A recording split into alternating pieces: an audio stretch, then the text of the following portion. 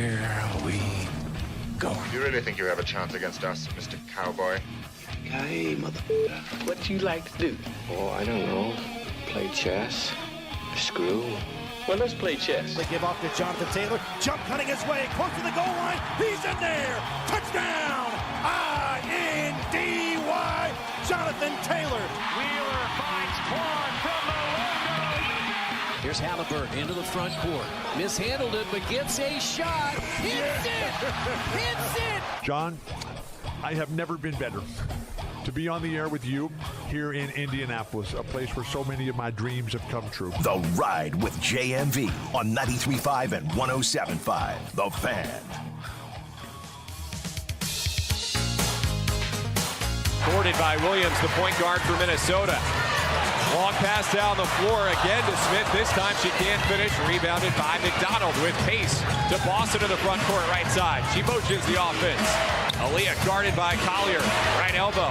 Dishes out on the right wing to Howard. Jabs right, drives to the nail. Passes left wing. McDonald catch and shoot three. Splash. 5-4 Fever. The Fever on an 11-0 run. Boston driving right boulevard. Bank shot, no. Ball tapped around. Aaliyah gets it. Finds Cunningham. Left corner three. Oh yeah! For the lead. It's a 14-0 Fever run. 28-27 Indiana with 2:05 to go in the second quarter in the Commissioners' Cup Championship game. That does it for the first half in the Commissioners' Cup Championship game. It's the Fever 32 and the Lynx 27. Williams bounce pass to Collier, intercepted by Howard. Flash off to the races, lefty layup. Timeout Lynx. Tosh is taking over. McBride bouncing right baseline by Boston. Reverse layup. Does not draw iron. Rebound AB. Outlet to Lexi. Crosses over right to left. Lexi left corner kick. McDonald for three. Oh yeah! Indiana's loving it.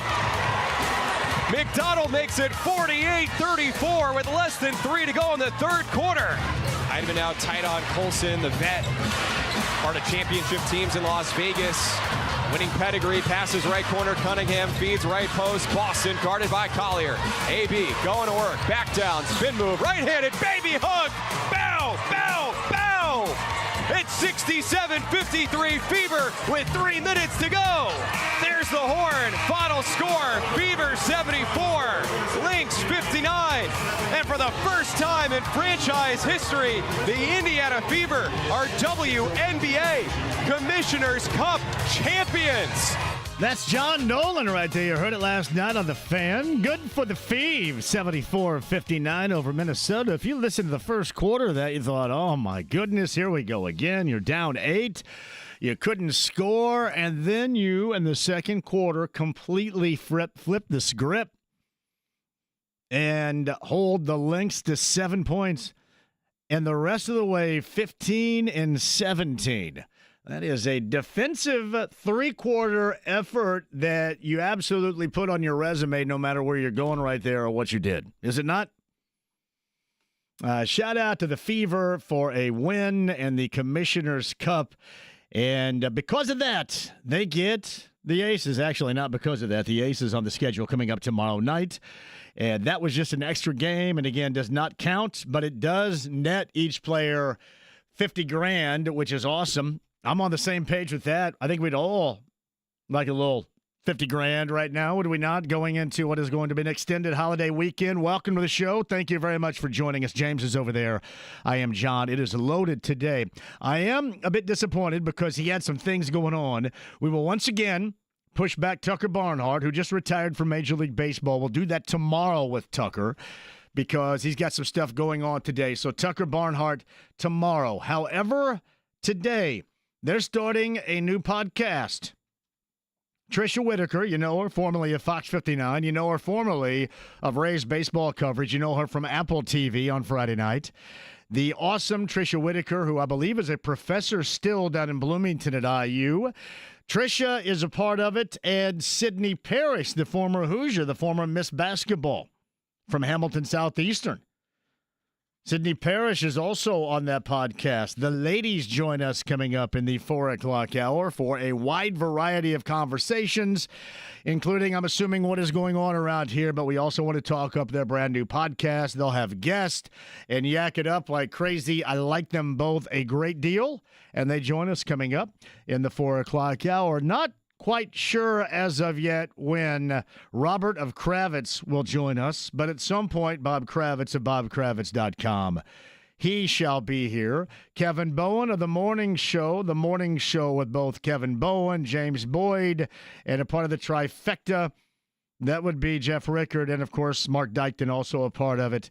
Fan Morning Show here, weekday morning, 7 until 10 a.m. Kevin Bowen at the bottom of the hour. And, yeah, I know you can't wait. You're going to have to wait to the tail end of this bad boy. 5:30, Bobby Marks is going to explain the finances and maybe some of the reasons as to why the Pacers lost Myles Turner to the Bucks. Now, somebody out there knows. Somebody out there knows the true story. I was having a conversation on my way in. And I'm not going to say, well, it's somebody, because that's kind of lame. And, well, I was having a conversation with somebody that was connected to the organization. I was having a conversation on my way in. And I cannot get past, it's one thing for this to happen. But the Pacers have been so good. And if you listened yesterday, I still want to give the benefit of the doubt. Meaning the Pacers front office, you knew what was going on. You understood the circumstances. And you were okay if things didn't go your way. I don't want them to be viewed as not prepared or outfoxed or cheap. A lot of the morning shows nationally describe them as such. And others want to go to, well, you know what? Look what Milwaukee did with $50 million, and they've screwed themselves, and they're like the Cleveland Browns with Deshaun Watson. Let me tell you how I view what the Bucks did. And it may go all haywire for them. And hopefully so, right, Pacer fans? Hopefully it's haywire, and you guys can celebrate the fact that 33 made an awful decision. If there was a decision that 33 made, and I'm assuming that he did. And you guys can celebrate that because I know you're chomping at the bit to celebrate it. However, I will give you this. At this point in time, it appears that the Bucks had a reason to do what they did. They had a plan. They initiated the plan. And they got the results of that plan. Now, you can say what you want and how this is going to go awry, and it was wrong, it's bad, it's stupid, and you can make fun of it all you want, but clearly they had a focus and a reason to do what they did, and they got it done. And it shocked the basketball world. And people that say they're not shocked, yeah, okay. You're shocked. Everybody was shocked. So to say you're not is inaccurate. So it shocked the basketball world. So, again, we'll make fun of it in due time if it blows up in their face and doesn't work out. But they felt it necessary to go out and make sure they maintain Giannis in the fold there, make him happy, is what everybody is saying. So they had a job, and they went out and executed that job accordingly. So to me, the Pacers had a job. The Pacers had a job, if for nothing else, to make sure that you don't lose Myles Turner for nothing. To make sure that you get something in return, right? You just say, hey, here you go, it's all yours. And that didn't happen. So on the surface, no matter what is written from Greg Doyle and whatever side you're getting, because believe me, Greg is getting it this side, and I hope that Greg is right. I hope Greg is right, and it wasn't the amount of money, and it was more Myles that wanted to leave, and it was all on Myles, and it wasn't the Pacers' fault. I hope that he's right, because I don't want those guys that I like a great deal and I trusted, and the team that I have suggested more than a couple of times as my favorite of all time, I don't want to see it end this way. I mentioned this kind of in jest going back to after Game 7, even before Game 7. I don't want to have to hear the Dennis DeYoung song, Don't Let It End This Way, in my head forever. It's almost like the Pacer fans, you had to pay a penalty for being this good, for being this tenacious, for taking this the distance. It's like, well, wait a minute. You guys are Pacer fans here, so you know there's going to have to be some sort of penalty. There's got to be a punishment here. You guys just can't get out of all this greatness, this incredible season, without there being a punishment. So not only are you going to go 7 games, but then your best player is going to be injured in the first 7 minutes of the 7th game, and that is your punishment. That is what you're going to have to deal with. Now, clearly, that's not the way that it is in reality, but that's certainly the way that it feels. But you do have one job. You have one job, not to let your guy leave without compensation. See, yesterday, there are a lot of people that were happy because a lot of you just wanted him to go and you didn't care how, hey, just go ahead. I want to trade a bag. They didn't get a bag of balls. You know, when somebody says, I don't care if you trade such and such for a bag of deflated balls and a rusty rim, and you're trying to be funny, they didn't even get a bag of deflated balls and a rusty rim out of this. That's not funny. There's zero funny about that. Nothing. And this begs the question, where did this go wrong? I mean, is it Myles that just wanted a little bit more? Was there something in the dialogue? Was there a firm stance that the Pacers took that he didn't like? Did the Pacers fall into the category of those? We had, Bobby Marks on a couple of different times as he explained how the market was absolutely dry of anybody other than Brooklyn that could pay the amount of money it would take to get Myles. So again, it was a foregone conclusion that the Pacers wanted him back. The Pacers were okay with going into the luxury tax, thus he was going to be back. And again, I'll give credit where credit is due because the Bucks were motivated by this focus and this point, and they followed through with it. We can all make just the crappiest decisions of all time, right? But if you have a focus and you follow through on it until the point in time this thing all goes in the crapper, it looks like you did a pretty damn good job. I mean, you're satisfied what you set out to do. Then we'll see how it works out in the end. But for the Pacers, it didn't work out because you got squat in return. And I don't want them to be represented by that.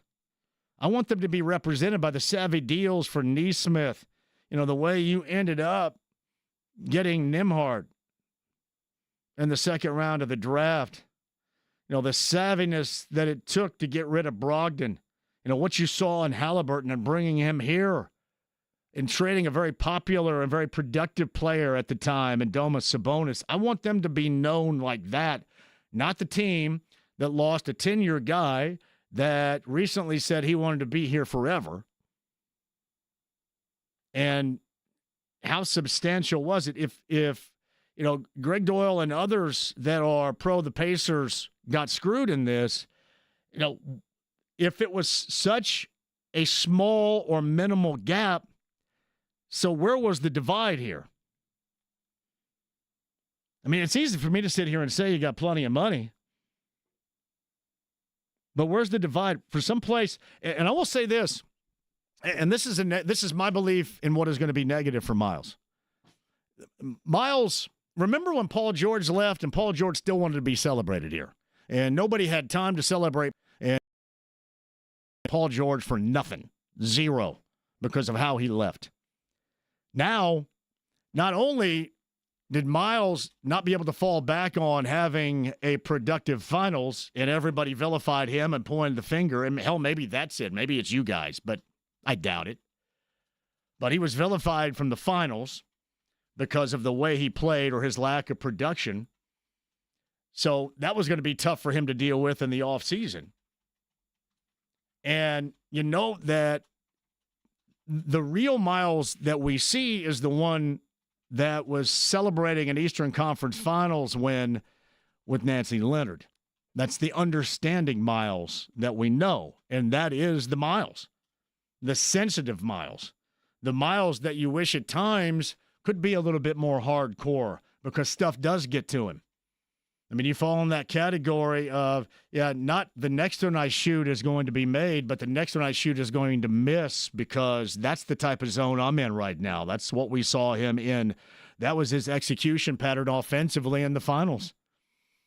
He is somebody that needs that positive backing. And now he is going to be the centerpiece, the focus on one of the more shocking, surprising, and or mind-numbing situations in off-season NBA free agency history. And this thing could turn out to be, think about it in these terms. When people start mentioning the Cleveland Browns, this thing could be the ultimate punchline. Now, he can't handle that. He cannot handle that.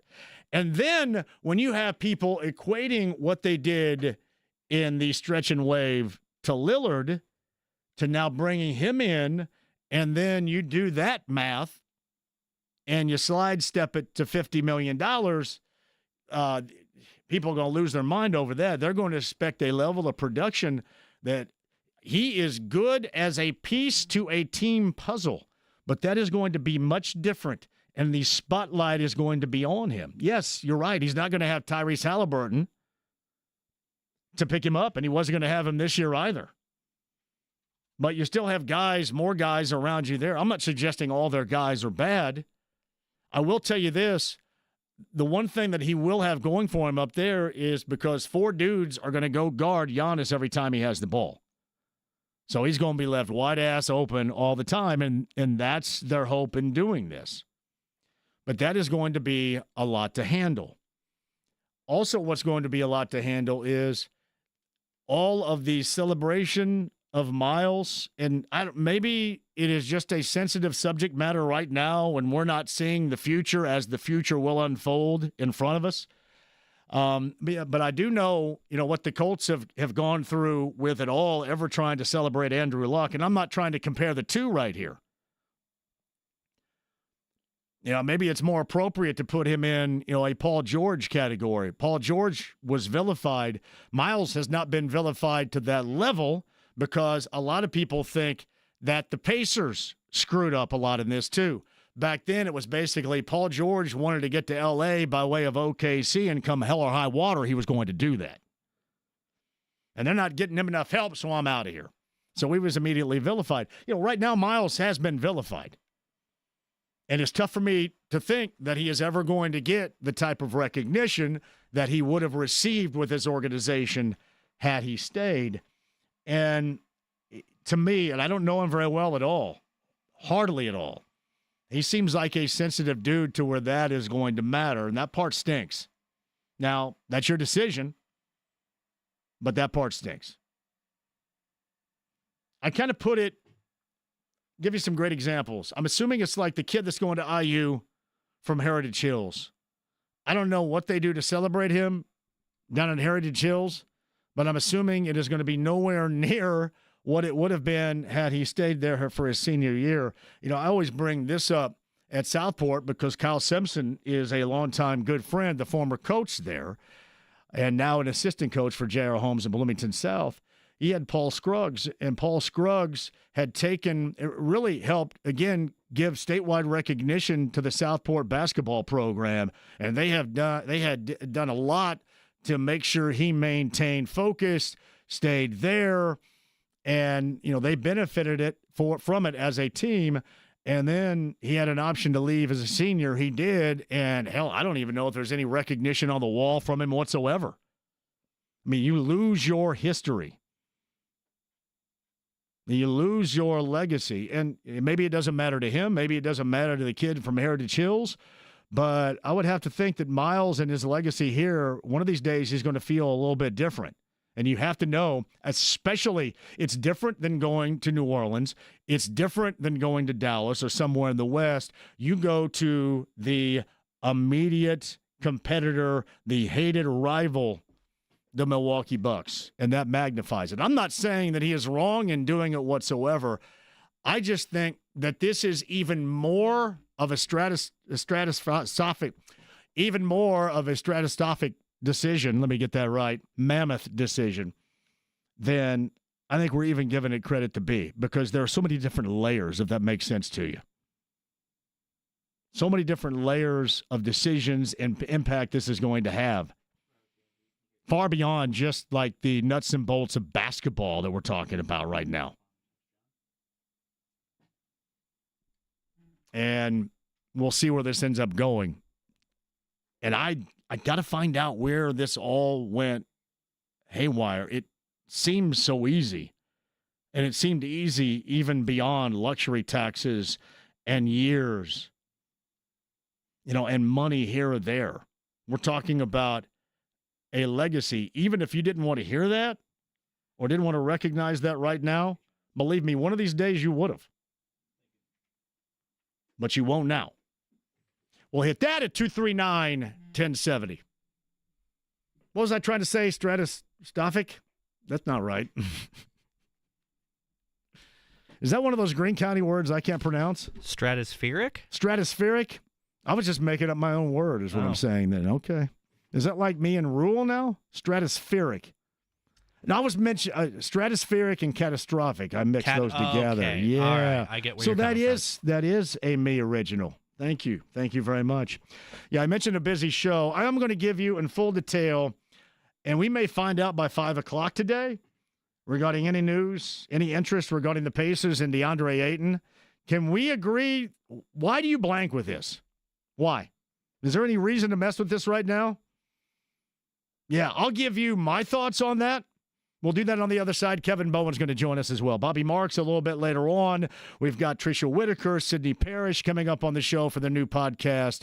And Bob Kravitz also a little bit later on. 239-1070 is the number. We'll get back to you coming up in a bit, too. The stream, the app, HD Radio, AAA Membership Lounge via YouTube Live. Do not go anywhere. It's 93.5, 107.5 The Fan.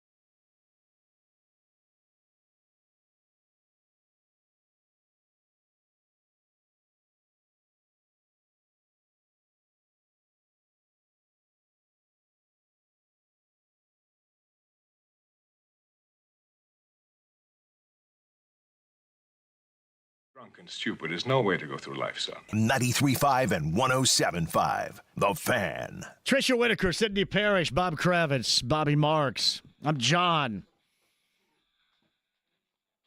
Cataspheric. Stratisphonic. Inventing new words. James over there. Thank you all for joining us. Tomorrow is the final day this week, and we all bail for the 4th of July extended holiday. And hell yeah, if you're asking, I have plans.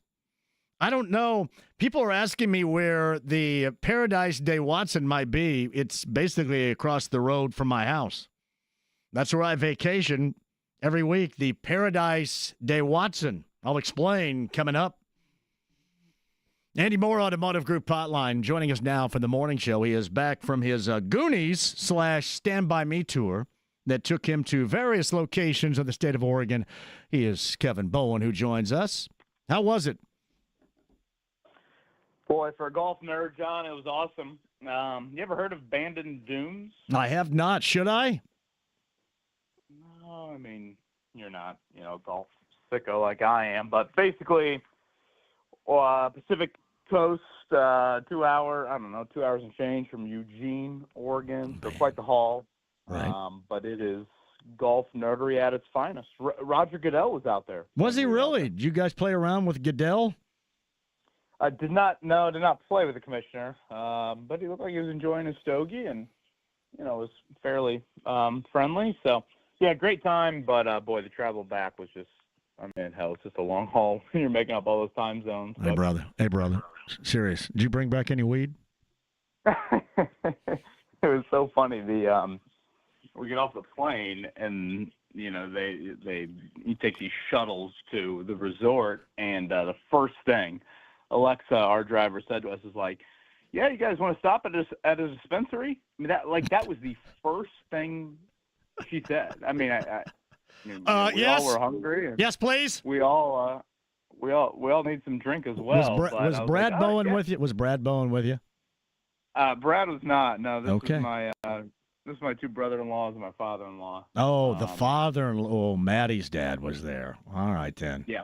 So you're not stopping at the weed store with your father-in-law? We did not make a stop at the dispensary there, but after how the body ached after 3 straight days of 36 holes, I probably felt like I needed some.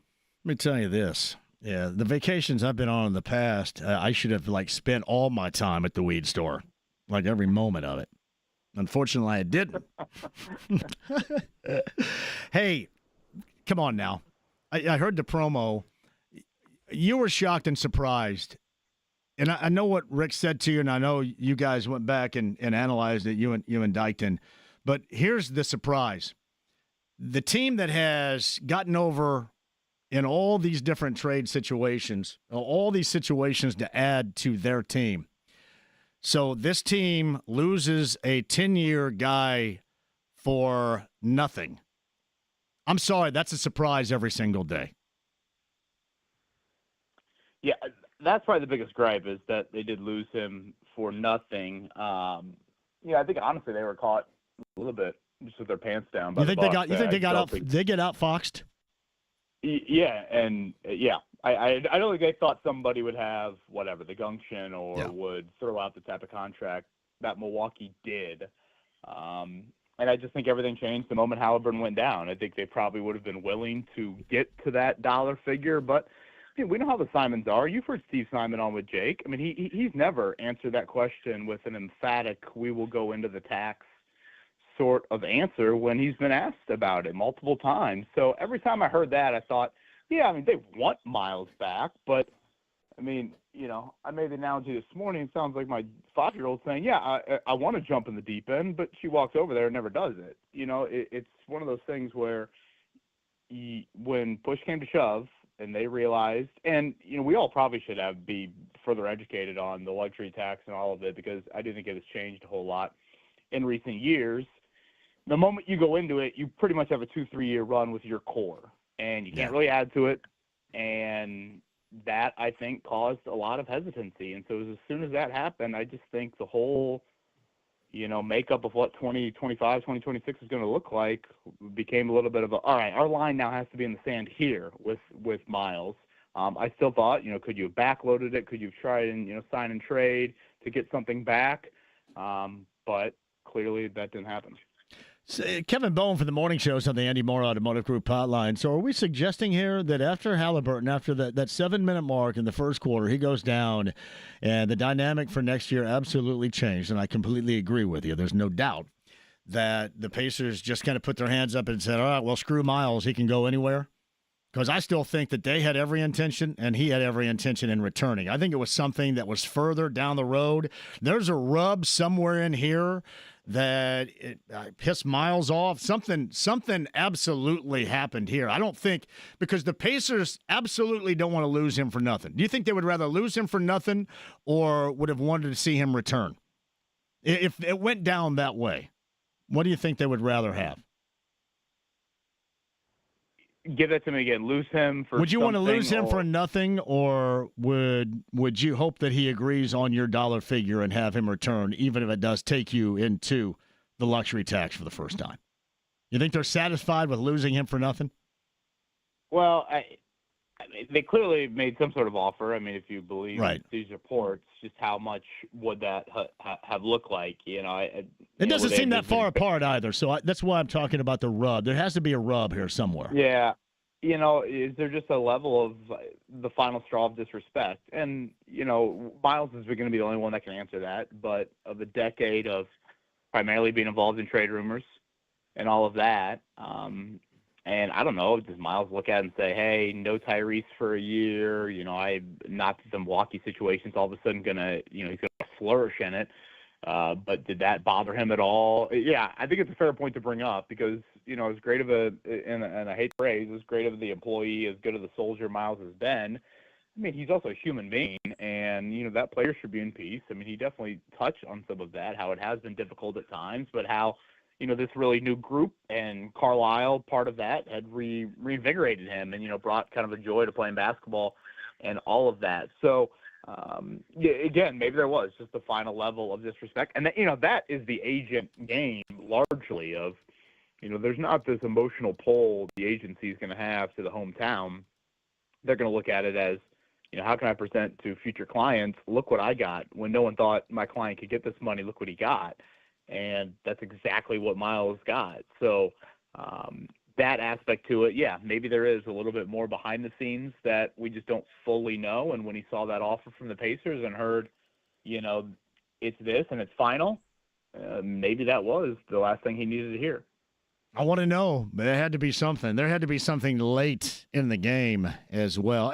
And listen, Kev, Bobby Marks has been on here a couple of different times prior to and talked about the market not bearing out for Myles at all other than Brooklyn. And, clearly, whatever you think about what Milwaukee did, they had a focus in mind, and, the result was they got their job done. We'll see how right or how wrong this is going to be, and I know everybody around here hopes that it's wrong.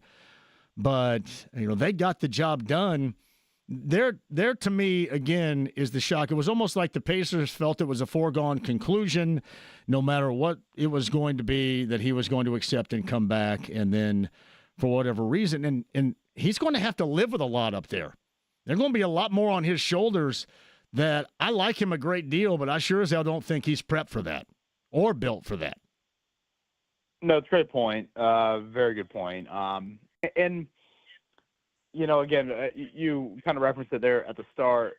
Maybe we should have played those responses back to back, last week when, we had Rick on, when, he gave that Turner answer. And, yeah, for the first 15, 20 seconds, he expressed that he wanted to bring back Myles, but, it was nowhere near the vigor, enthusiasm, going back to that point time and time again, like he had the previous year with Pascal Siakam. And, on paper, that makes sense. It'd be foolish to act like Siakam and Turner are the same player. And that's where I just had a little bit of pause of, when, the Simons have talked about the luxury tax, or specifically, again, Steve Simon's been on with Jake, and he's been asked that question about Myles in regards to it.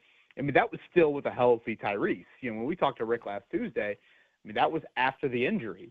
And when Rick mentioned, I don't know what the numbers are going to look like and things like that, that's where I was kind of curious of, I thought at the end of the day, the fact that no one had cap space would just work in the Pacers' favor, and he'd be back here. But then when all of a sudden you have a team that is desperate to keep their star, and they feel like doing this is keeping their star. Again, on paper, I don't think it's, catapults Milwaukee up to the top of the East. Granted, what is the top of the East is probably a fair point to make. That's where I just assumed it would still, play out to where he was here. But then you saw the contract for Naz Reid, and, that first day of free agency goes, and he's still not back. And I felt like that, kind of sent out a lot of alarms pretty clearly that something was up here. And then, we obviously saw it play out yesterday. So Kevin Bowen, the morning shows on the Andy Moore Automotive Group hotline. I am not at all on the side of, I'll give you a great example, DeAndre Ayton. Like, people, well, you know what? I think you've got to have some interest. I'd have more interest in like a habanero enema than interest in DeAndre Ayton because you have, I think, essentially in return in Isaiah Jackson with a better attitude. I don't care if he is coming off an Achilles. You got a guy that's coming off a collectively awful attitude. And honestly, if you're DeAndre Ayton and this organization had a shred of interest in your ass, you should sprint from Portland here, like right now. And thank the Lord that somebody with this organization and what it's accomplished up until this point would have interest in you. Because I, for one, do not, and I don't understand why you just don't go Jackson or Bradley and Wiseman, because this is where you are with Halliburton out. Why do you have to go deeper than this, and why do you have to try to find yourself a reclamation project that simply will not matter? Yeah, I'm fascinated to see what they do. Try because Aaron Nesmith, Obi Toppin, Halliburton. It's probably unfair to label him with the other two, but they were former lottery picks that hadn't really, and especially in Nesmith's case, hadn't really shown much. But it's not the former number one overall pick who, like you said, there are clearly attitude questions with this. So that to me is like a far, far different sort of question. Also, stylistically, what do they want? I mean, you brought this up a lot, and you're spot on. I mean, Pascal Siakam, for example, loves playing next to Myles Turner. He loves the stretch five, and like if you go get Ayton, he's not shooting threes anywhere near that level. Walker Kessler, post up on top of Siakam on the low block there. That'd be good. Good idea. Good plan. I think that's a major question with Isaiah Jackson too. I mean, that's where at least to me, you'd have to utilize them both if you're thinking about him as a rim runner. But I think until further notice, I'd just go with what you have right now and not worry about it. Yeah, I kind of did something today where late in the show I said to Jeff and James, I was like, all right, would you take the centers you had last year, those four, Thomas Bryant, James Wiseman, Isaiah Jackson, Tony Bradley, would you go with some combination of that, or would you go with the field? And again, the field right now, there's just nothing obvious. Obviously, you throw out the name of Ayton, you throw out the name of Walker Kessler, Nick Richards. Like, none of these names are obvious on paper because the free agency market is so barren.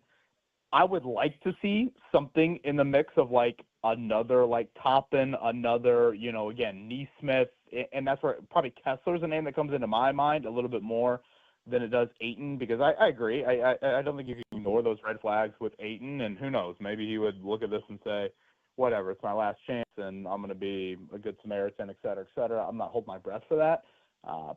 That's probably the route I would explore, and also still want to see, whatever, Jackson or, Wiseman was semi-intriguing to me as well, also coming off a torn Achilles there. So, again, nothing is obvious, and that's where I think this might be maybe not the most difficult, Kevin Pritchard pivot per se, but, probably the one that, 10, 12 days ago, he didn't necessarily think he needed to explore. And then again, once Halliburton goes down, I think that all of a sudden ignited all of this. Kevin Bowen, quickly, I got to run. James says, James, I want to ask him this because it just occurred to me. Do you think that further down the road, Myles will regret this particular decision, if it was entirely his decision, more than what we have seen Lance Stevenson regret his decision? Much lower level, mind you, but we have heard in the past Lance Stevenson regretted that decision to leave here and end up in Charlotte as he did. Do you think that Myles will regret this decision? No, I mean, it's, I mean, it's a crazy payday into his early 30s. I don't know when the Lance payday was, but the Lance. It wasn't very much. It's comparing apples to oranges for sure. Yeah, I just think that kind of derailed Lance a little bit. I mean, Myles has had a very commendable NBA career. I don't know, very impressive NBA career. Frankly, a lot of lottery picks that don't last 10 years in the league, let alone, play at a nice level like he played at and made great money. So I don't know. Maybe he might regret it, 3 and 4 years into it. If like team success wise, he looks back at the Pacers and thinks, man, I could have stayed. But I mean, the thing about it is, if you would have paid Myles the level that you did, I mean, you're probably looking at like maybe Obi's not on the team this coming year. Well, maybe it's Mathurin the next year. Like some of these pieces that the ecosystem is so key, it would add up. And are you having the same sort of team success that you had? And maybe Myles just looks at it too and is like, all right, I just want to do something different, just to change the scenery. And that's to your point that you kind of brought up earlier of, was there something a little bit more from behind the scenes standpoint? Not that he's going to Milwaukee to be more of a star, but like they are paying him like that. I mean, all of a sudden he is like the sidekick, which, again, how we can't handle all of that, I think will be wild to watch. Well done as always. Welcome back. Hey, brother, foot on that gas pedal. Know what I mean? I appreciate the text. Foot on that gas pedal. As soon as you open it up, man, it's like we're going to put the horses in the gate a little bit later on with Harrah's Hoosier Park. Just burst out of that bad boy. It's what everybody's waiting on. I hear you. The jockey was a little slow today. No, it's not. It's not. You know what it is. So I think we both understand that. So thank you for the text, man. I'm a huge fan. That's why I tell you that. So means a lot. All right, brother. See you, buddy. All right, man. It's Kevin Bowen on the Eddie Moore Automotive Group hotline. James says we get a break. We will. We'll come back with you. Tricia Whitaker, Sydney Parrish, Bob Kravitz, Bobby Marks, all on the way. 93.5, 107.5, The Fan.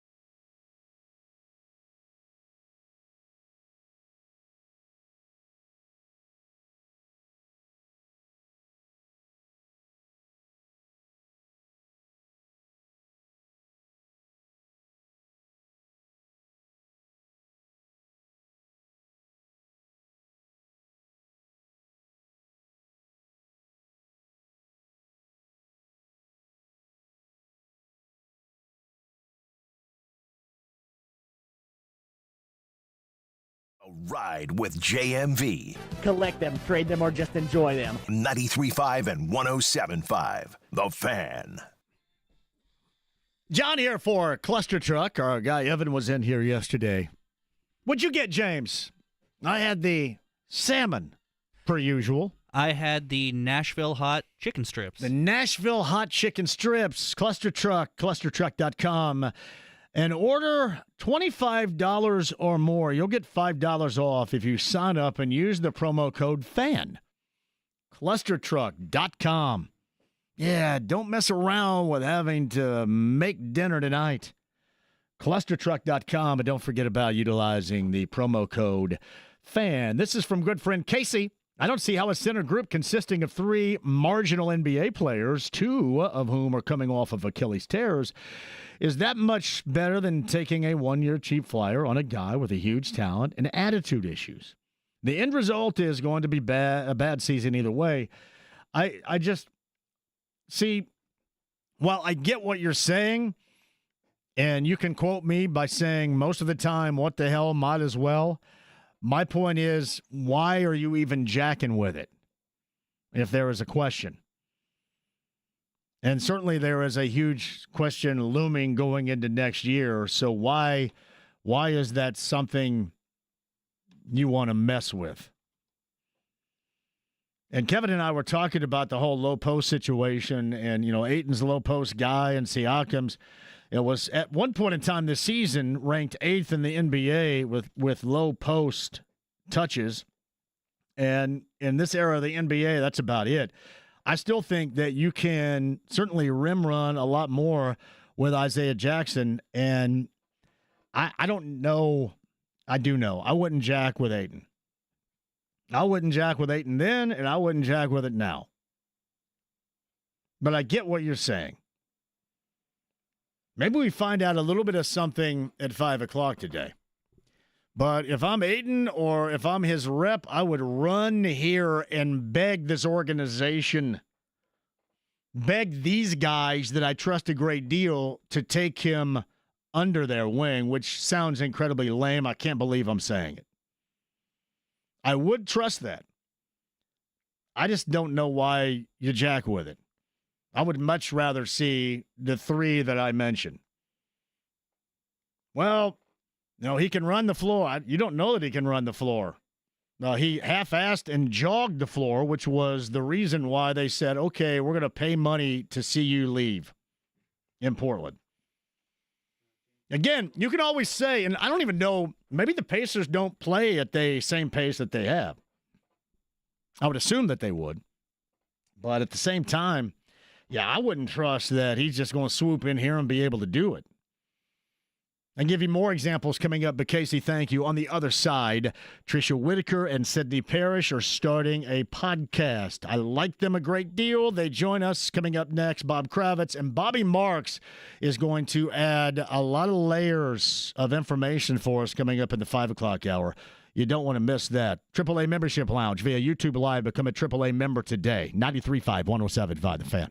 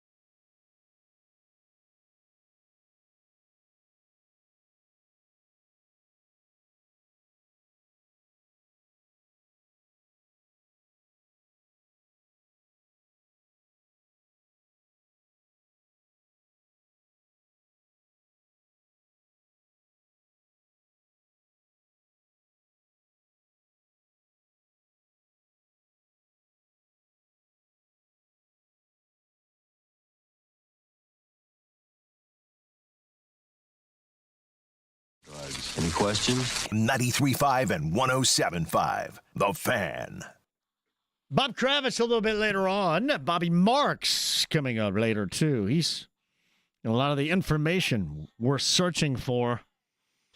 Just a lot of that level of luxury tax mumbo jumbo that maybe we don't get. I know sure as hell I don't. Bobby Marks at 5:30. Tucker Barnhart just retired from Major League Baseball, and Tucker joins us coming up on tomorrow's show. Friday, I'm going to get hammered by a pool at the Paradise Day Watsons. So, yes, no Friday show as we celebrate Independence Day and then a long weekend, hopefully, for all of you out there as well. Meantime, on the Andy Moore Automotive Group hotline, I am incredibly proud because they are starting a podcast. And I hear her laughing right now. This is, can I say, formerly of Fox 59, of Rays Baseball, and presently Apple Baseball Friday night, correct?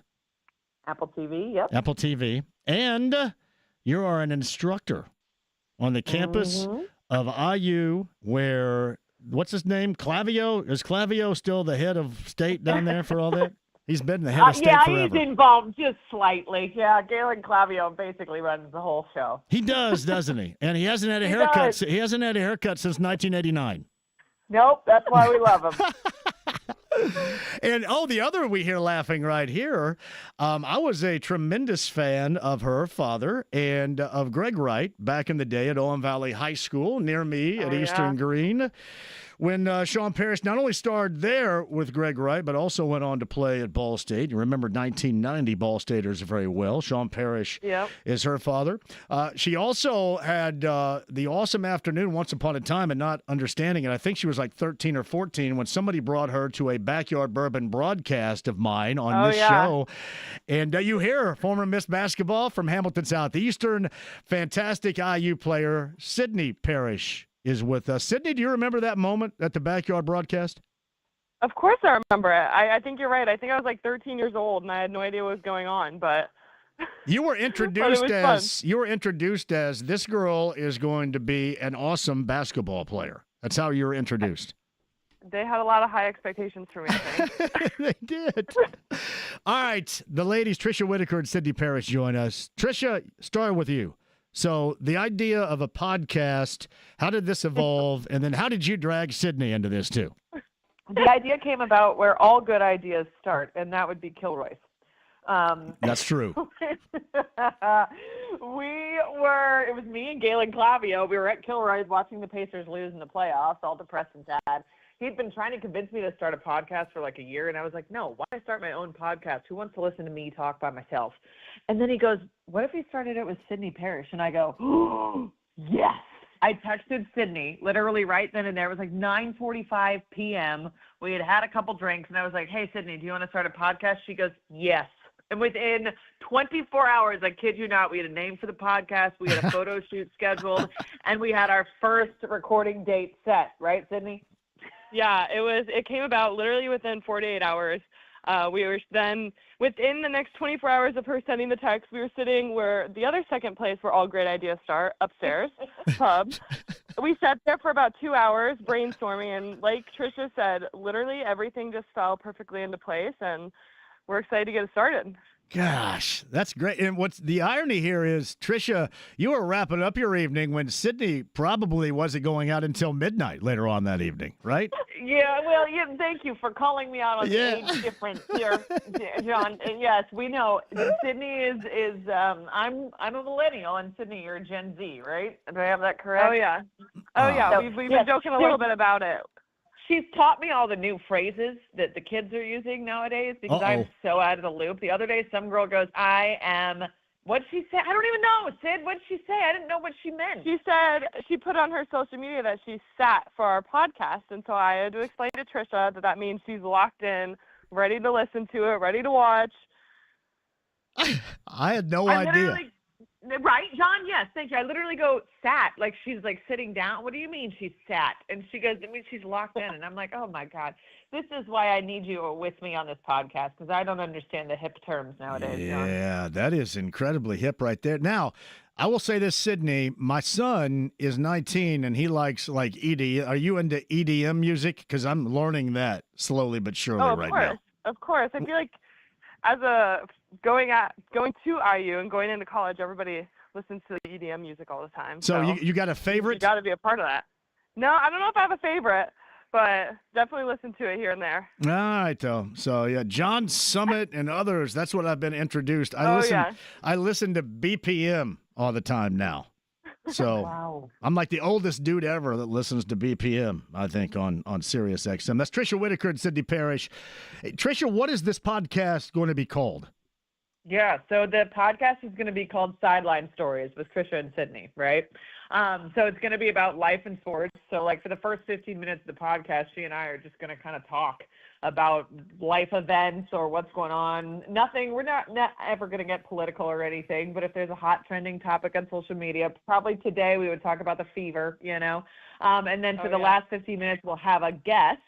And our very first guest, we're very excited about. You may have heard of her. Our very first guest for our podcast is Lily King, the one and only. Yes, well done. That's a great poll. Yes, so she'll be joining us for our very first episode here, and we're excited about that. And it'll be much the same, you know. We're trying to get a couple other people. Joe Buck is on our radar, all sorts of people. So it's going to be top sports personalities around the country. So, Sydney, you brought up, too, the fever, and, you know, that's a discussion topic. They won the Commissioner's Cup last night. What do you think about what you've seen so far, both with and without this season, Caitlin Clark? Oh, it's just been amazing. I think Caitlin just brought a whole nother world to women's basketball. And, I mean, I think we're pretty lucky being in Indianapolis, getting to watch that unfold right on the inside of Indianapolis. It's been amazing. But just being able to support women's basketball as much as we can and seeing the league grow into the new 3 cities that it's evolving towards is just really special. But it was really cool to see, you know, a team without Caitlin Clark go on and win the Commissioner Cup and, you know, beat the Lynx, who is obviously a really, really good team. I think it's good for the city. I think it's good for women's basketball, and it was fun to watch them win last night. How have you seen the interest evolve? Because, I mean, really for you, you've kind of been in the heart of this. You played against Caitlin Clark, and I call it an evolution because that's what it's been and level of interest. How have you seen that evolve in your time coming out of high school, then going to Oregon, and then coming to IU to where it is right now here? Of course, growing up, going to Fever games, you know, there'd be a couple hundred people in the stands, and you could hear every single little girl screaming at the top of their lungs during the games, and now you're going to sold-out crowds, and you can barely find a ticket, and you're scalping seats on the side of the road at Indianapolis. So just being able to see that growth and coming to IU from Oregon, we started selling out our arena at Simon Scott Assembly Hall, and that was really special, and just seeing everyone flood into Assembly Hall all at once and fighting for seats. It's just something that I'm grateful to be a part of, and see the growth of women's basketball every single day has been amazing. Yeah, the podcast is coming up. That is Sydney Parish and Trisha Whitaker with us as well. Hey, when you moved back to Bloomington, Trisha, did you move into Varsity Villas again? Oh my gosh, over my dead body. You know, I never lived there, John. And what? I would. Somebody lied. Somebody lied to me. I wanted a disease? No. Well, listen, I probably helped spread that disease back in the 90s. Come on. Did. You're saying? See, point in case. Yes. I that's why I would never live there. No, absolutely not. Varsity, it's not even called that anymore. It's not? Well, how can you? I don't think so. They sure as hell had to tear it down then. How can you not call that place Varsity Villas? Well, I don't know. They probably had to tear it down because of disease. Maybe so. I didn't know you were so set against Varsity Villas. That's just part of the subject matter that you'll be talking about, I'm sure, on the podcast. Trisha, though, I mean, you went, obviously, with the Rays and baseball. You do Apple TV baseball. How much of that, what you do and what you're still involved with now, is going to be a part of the podcast? Yeah, so we'll talk about baseball a little bit. We'll probably have some baseball guests on, maybe some players, maybe, you know, a guy like Kyle Schwarber or somebody like that. But we'll talk about my experiences, but it's really going to be an all-encompassing broadcast. We'll talk about baseball, basketball, Super Bowl if it's going on, whatever it is. So it's going to be everything. But yeah, no, I do Apple TV every single Friday. I fly into Toronto tomorrow. Got to do the Blue Jays and Mike Trout and the Angels. So that'll be good. But I still do that every Friday. And then during the fall and the winter, I teach at IU. And now I do this podcast. You can ask Bo Bichette if he can come on the podcast tomorrow. Will you do that on the field? And I am interviewing him. He's kind of hitting the cover off the ball right now, yes. John, so that's not a bad idea. Why don't you ask Bo Bichette if he would be on the podcast? I would bet he says yes. I don't know. I would bet he says yes. Now, if I were to ask him to come on the show, he would say no, but I bet he says yes. I've interviewed him so many times through the years, he might be tired of me. Who knows? No, surely not. Now, Sydney Parish is also with us. I'm assuming you probably do a lot of former basketball friends and basketball-related stuff, correct? Oh, of course. I think that's going to be a big part of where I come in. All the relationships I've built throughout the years and people I've known, coaches I've met, also just people that I've been with in the media world, people that have called our games, that have done sideline reporting for our games. Hopefully we can get a couple of them on and just talking about women's basketball in general, since that's a huge topic right now. But I'm really excited for it. It should be a lot of fun with both me and Trisha's input on everything and our experiences within the broadcasting world. Obviously, Trisha has a lot more experience than I do, but it'll be fun to hear and learn from her as well. I can't wait. You're going to have your dad on the show? That would be a very, very good guess. Maybe that'll be one. You know your dad is a badass. You realize that, don't you? Trust me, I know. He went from coaching college men's basketball to now coaching AAU women's basketball, high schoolers. Oh, so wow. He has seen it all. He has seen it all. I was I think I was 2 years younger at Eastern. I'm assuming, did you move back? Did you move to Spencer? Is that where you are right now, Sydney? Is that where you are? No, County? In Fishers. Oh, I know. Not in. I love my Spencer people. But I don't know if I could live there. I know you. Well, yeah, you're probably. But hey, don't lie. Pizza Pantry and Babs would be calling your name, wouldn't it? Come on. Oh, trust me. The funniest joke in our family is the Babs. They have these really good knives, and we use them every single day. But one thing about us, we're gonna have a Babs knife.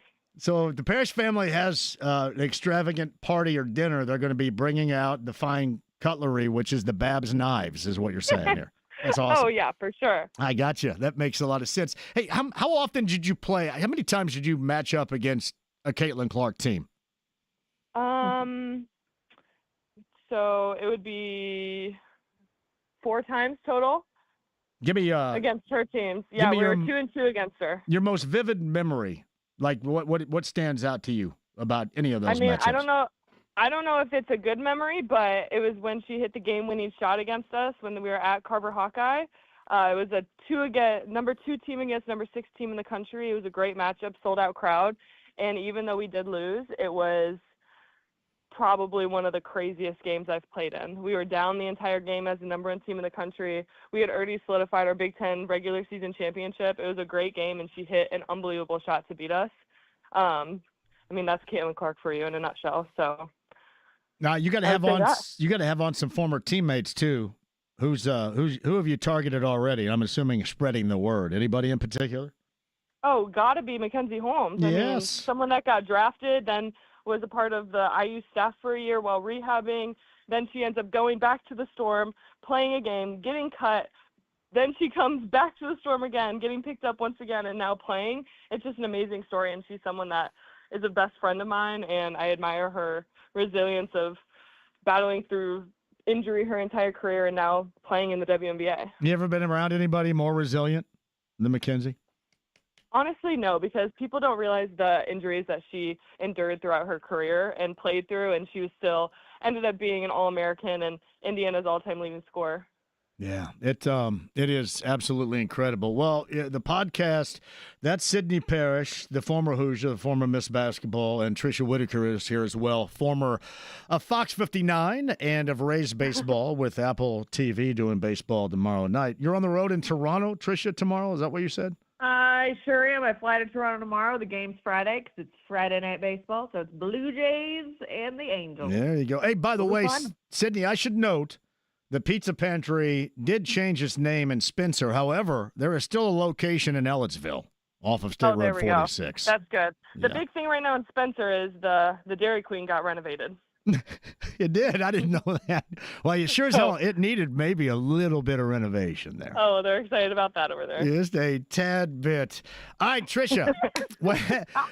I got something for you guys, too, because coming up, and James, see if you can find out what that date is. I'm talking to James, my producer here. We're going to be at O'Reilly's downtown leading up to the WNBA All-Star Game, and I think that you guys need to come up and join us on that particular day at O'Reilly's here downtown and be a part of the show. What do you think? And we'll What day? I'm gonna have James look it up right now because I don't know. I don't know really what the hell happens to me until it's happening to me. So I apologize. I noticed that about you, John. You just fly by the seat of your pants. I do, but I did call you from the Martinsville Kroger the other day. Were you thrilled with that knowledge? I go, John, where are you? He goes, the Martinsville Kroger. Like, what in the hell are you doing there? You know what I bought in the Martinsville Kroger? Tell me. A package of scallops. I think I'm the first person to ever purchase scallops in the Martinsville Kroger. I guarantee it. You don't have food poisoning. Food poisoning. James, tell me. Miracle. O'Reilly's, what's the date? You are at O'Reilly's on Friday, July 18th. July the 18th. Can you guys make it? Sydney can. I can. I think Friday I Night can. Baseball. What do you say, Sid? You want to make it? I'll make it. July 18th, I'll be there. July the 18th. Well, we can't wait. We'll talk WNBA All-Star Game, and we'll talk again about the podcast. All right, so let's give credit where credit is due. Galen Clavio came up with this idea. All right, Mr. Oh, yeah. Mr. Decade after decade, high-level thinker in Bloomington came up with the idea. So shout out to him, because I think this thing is going to work, ladies. It is. Tricia, and when will people and where can people see it?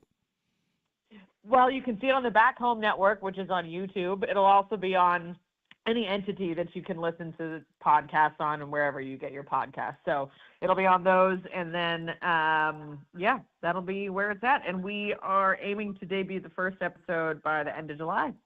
Man, that's coming up right here. So where do you go someplace and record this, or do you do it just together somewhere? We do it together. We set up a little studio. We got 2 white fuzzy chairs, and we're going to make it a comfortable setting. You know, it's not going to be like an anchoring studio. You're not going to feel like you're watching a local news broadcast, all right? This is going to be a comfortable white fuzzy chair setting, 2 girls talking about sports, talking about life, and interviewing some of the top personalities in the sports world. It'll be a relaxed environment. We're drinking a glass of champagne during the first episode. See, John, that's beautiful. I agree. You guys mentioned this a little bit earlier. Sydney, why don't you get the upstairs pub to sponsor it and do every show from upstairs? Oh, we're trying. We're trying to get some live episodes going during football season at upstairs. So we got some ideas flowing. I know some beer and alcohol people down there that could probably get you guys going as well. So why don't you just get some kind of beer or alcohol sponsorship at upstairs and maybe you guys would get a crowd going there as well and tape in front of a kind of a live studio audience. What do you think? Well, I think that's great. sounds We're good to going to me. call you the next time we're going through our ideas because you've got all of them. Well, listen, Clavio doesn't have them all, okay? I've got some myself, too. We love you. Well, I can't wait to see it. Tricia is out on that Friday, but Sydney Parish is in, correct? That is I correct. think I'm in. I got to check my schedule one more time, but I'll get back to you for sure. Yep. All right. Well, we'll stay in touch on this. But, hey, very happy for you guys. Whenever you want to promote it, whenever you want to come on, please give us a call because we're big fans, big friends with you guys. I appreciate that very much. And we'll stay in touch on this. But congratulations on the launch. All right. Thank you. Thanks, John. We appreciate you. You got it. Tricia Whitaker and Sydney Parish right there with us on the Andy Moore Automotive Group hotline. And I know that we get listeners down in, I'm a big fan, obviously, of Bloomington. There's got to be a spot in Bloomington that would do this immediately. I mean, upstairs, I know Tricia mentioned the idea has to Kilroy's. You know, I'm a big Crazy Horse place. Yogi's. I mean, all those places down there. Now, I know that up here the area is my great friends with Zinc. I don't know who covers it beer-wise down. Is it like Best Beers down in Bloomington still? But, no, they're fun. I like them a great deal. And I was such – like Sydney probably goes, every time you have me on, all you do is talk about my dad. They were 2 years older than me at Owen Valley, and I'm talking about they being Sean Parish and Greg Wright. Greg Wright went on to play at Murray State and then finished out his career at what is known now as IU Indy. Just an incredible player. And so was Sean. And back in that particular era, I want to say from probably 82 through 85, sophomore, junior, and senior seasons, that also entailed L&M, Lions and Marco, the L&M Braves, with Jeff Oliphant and Tony Patterson. Close. Jeff Oliphant attended IU. He's awesome. Tony Patterson attended Purdue and then went on to SMU. They've all been on the show before. But, I talk about golden eras all the time in basketball and thought it was going to be one here, but they're going to have to probably scratch the upcoming season and hopefully get back to the golden era afterwards. But that truly was, during that time, especially for small towns and rural areas where I am from, that was incredible stuff. And you can also factor in Washington Catholic back in that time frame back then as well, playing in the birdcage. But I knew certainly a great deal about Owen Valley and L&M and had a great deal of admiration, especially when they were whipping our ass, a great deal of admiration for those teams and those guys, and especially Sydney's dad, Sean, who obviously Ball Staters know went on and was a part of that 1990 Ball State team that put the fear of God into number one UNLV, if you remember. Chandler Thompson, Paris McCurdy, Curtis Kidd. It was just glorious basketball days. But cannot wait to listen to that podcast again. Tricia Whitaker and Sydney Parish on the Andy Moore Automotive Group Hotline. Bob Kravitz a little bit later on. What time is Bob? 5? Bob is at 5 o'clock. 5 o'clock for Bob. Bobby Marks at 5:30. That means we have time for you and I on the other side at 239-1070. Yeah, more on my thoughts, and I haven't gotten deeply into DeAndre Ayton. Maybe we know something by 5, maybe not. Or at least after 5, or up until I bail from the show at 6. We shall see. But I'll give you my side of the story once again. That's coming up next. Don't go anywhere. The Stream, the app, HD Radio, the AAA Membership Lounge via YouTube Live at 93.5 and 107.5 The Fan.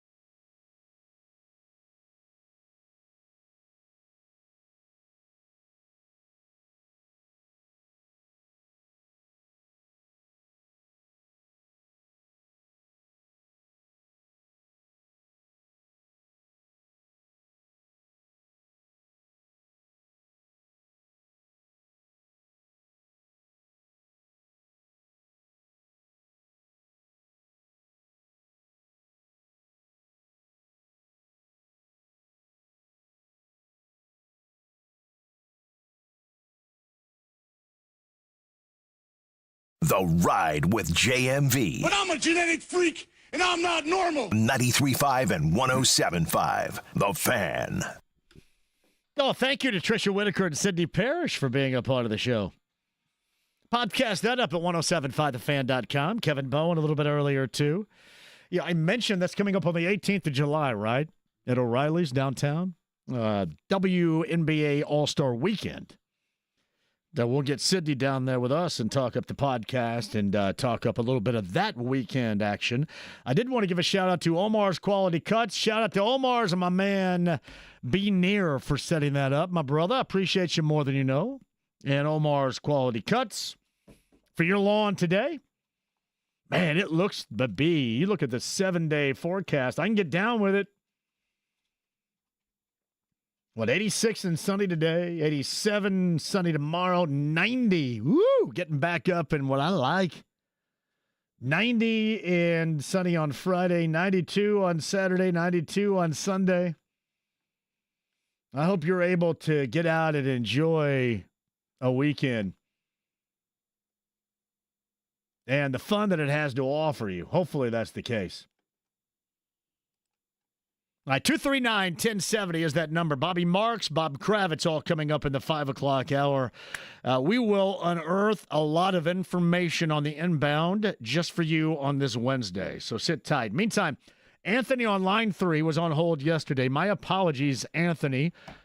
Welcome to the show, and go ahead and jump on here and yap about, Anthony, whatever you want to yap about. My brother. No apologies necessary, man, but why?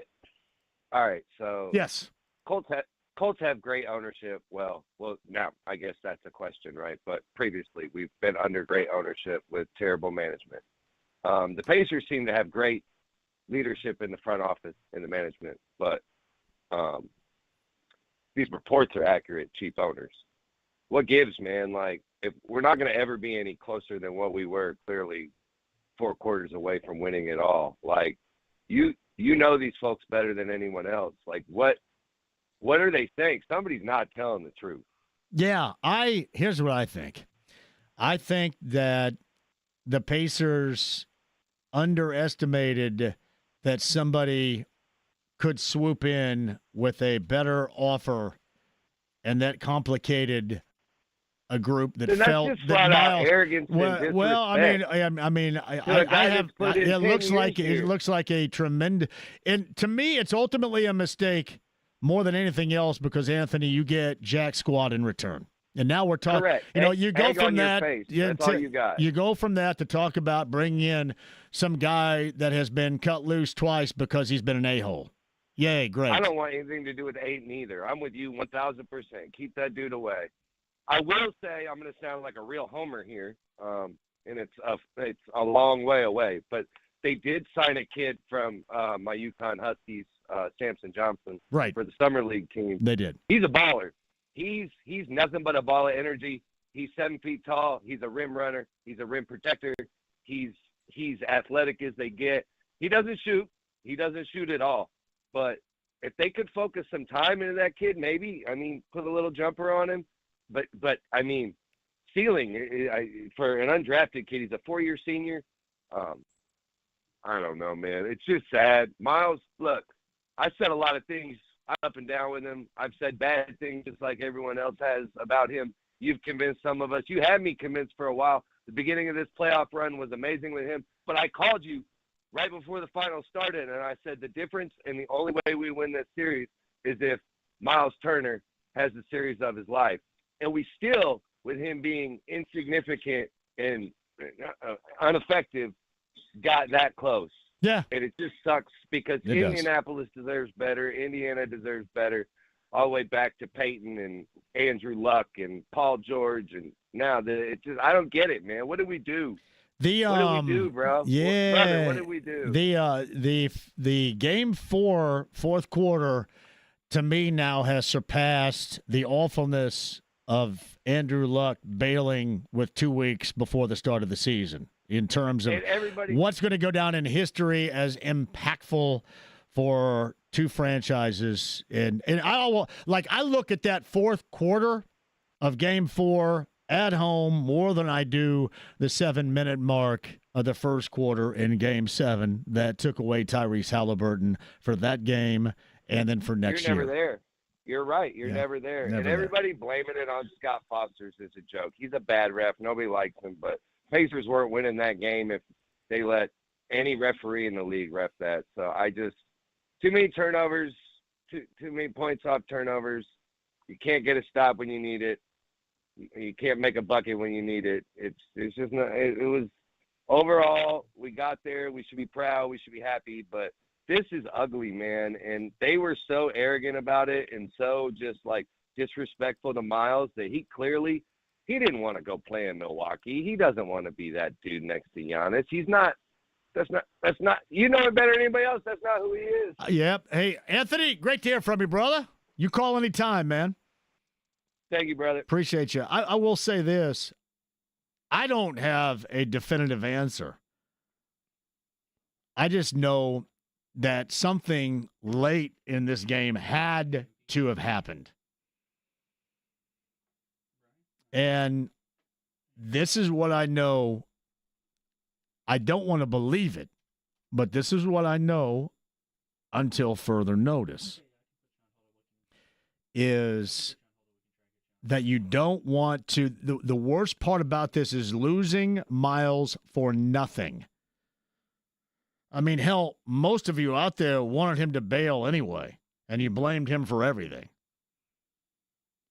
And he was ineffective, especially offensively in the finals. But you don't want to lose him for nothing, so why did you put yourself in that position? What put yourself in that position? Or even better yet, what put Myles in the position to where he was making a decision like this with your biggest rival? You think that guy wants to lose his legacy here? Because that's what's going to come with it. You know, we say this about Andrew Luck all the time. One of these days, he will probably be celebrated again, but that's not going to be anytime soon because nobody's going to be ready for it. It's like nobody's going to be ready for this.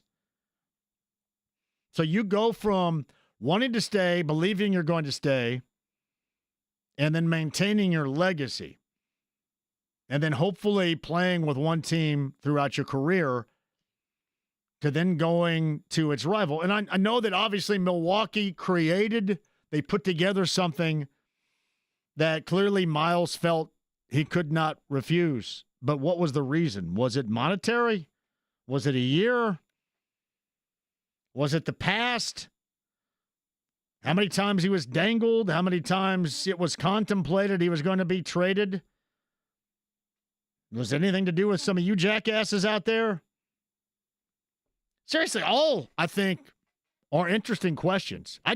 There is zero way that I can believe the Pacers went into this and expected a result where they were going to come away without a pot to blank in nor a window to throw it out. And then Myles walks.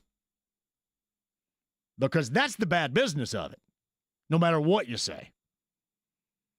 Like, Milwaukee may end up being, down the road, a bad business decision. Maybe it is going to be like the Browns and Deshaun Watson. But the one thing I know is they targeted something and they put together a package. They made some deals. They navigated to get their target.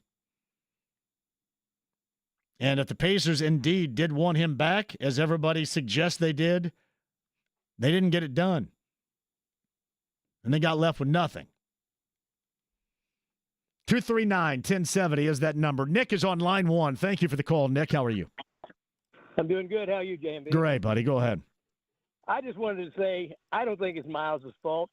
I think he's been a great player for us. He wanted to be here. He's always made it known he wanted to be here. I had to just be a business deal. It was a money thing, and you can't turn – if it was, even $5 to $10 million difference, you can't blame the guy. For goodness sake, he has gone through all this trade rumor stuff. But, he's been a great player for us. Didn't do a great job in the finals there, but I don't blame him. So I think that he shouldn't be demonized. When he comes back, people ought to welcome him back. Yeah, he's going to, and it's going to be unfortunate. He's going to get his ass booed off. That's what's going to happen. But, it shouldn't be. And I tell you one thing, maybe you guys and the morning guys and Jake, can help that with that, because when you find out what it is, I don't think it was his idea to leave. He didn't want to leave to go to Milwaukee. I doubt if my opinion is going to hold too much. I mean, my opinion has been opposite of what has been, I think, the most prominent opinion for like 7 years. So I don't think I'm going to have much influence on what the decision is going to be from those fans of that building on that night. My opinion's always been the same as yours on him, and I've been with you a whole way through. I think he deserves more than that. He stayed with us all these years. He's gone through all this. I also will tell you that. Hey, Nick, thank you for the call. You call anytime as well. I don't think that until further notice, and you watch kind of the swings of confidence that he has gone through over his career here, I don't know if this is going to be a spotlight that he's going to embrace. And I'm not suggesting, well, it's still Milwaukee, and I realize that. I mean, hell, they may not be much better than the Pacers if they are better than the Pacers. But this, because of the magnitude and the surprise, and again, anybody that suggests that this was not a surprise is full of it. The reason why this is a surprise on every level, and especially the fact that an organization that has been so clean and so good at what they've done come away losing their guy for nothing. If for nothing else, that's the surprise.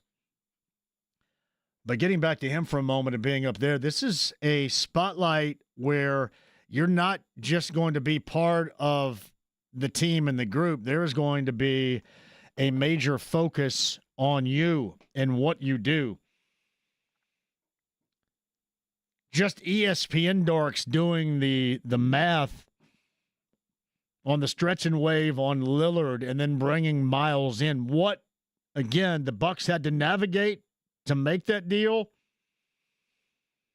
And then the publicity it got is going to magnify this to where that is going to be a storyline all season long. So there better be a great deal of Giannis driving and drawing 4 dudes and kickouts and some good shooting, because this is going to be tough. You're not going to be able to, at times, kind of disappear and have others in this team orientation that's going to have your back. But again, I think my focus right now is more on how did we get here? Now, even if you didn't want him back, you still want to get something for him. You just don't come away with nothing.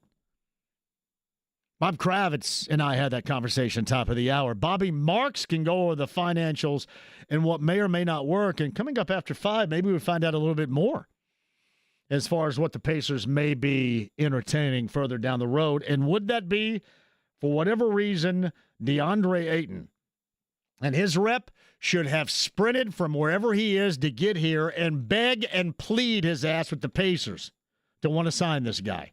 Beg and plead. Bob Kravitz, Bobby Marks, 5 o'clock hour, Harris Leisure Park Race of the Day. We're back with your calls on the other side, 93.5, 107.5, The Fan.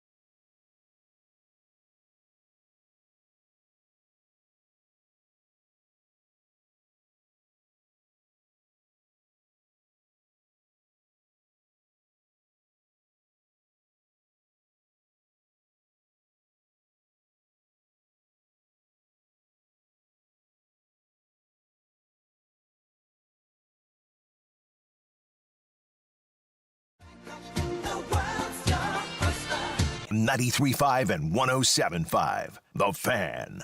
This, according to Mark Stein at the Stein Line. Thank you, Eddie Garrison.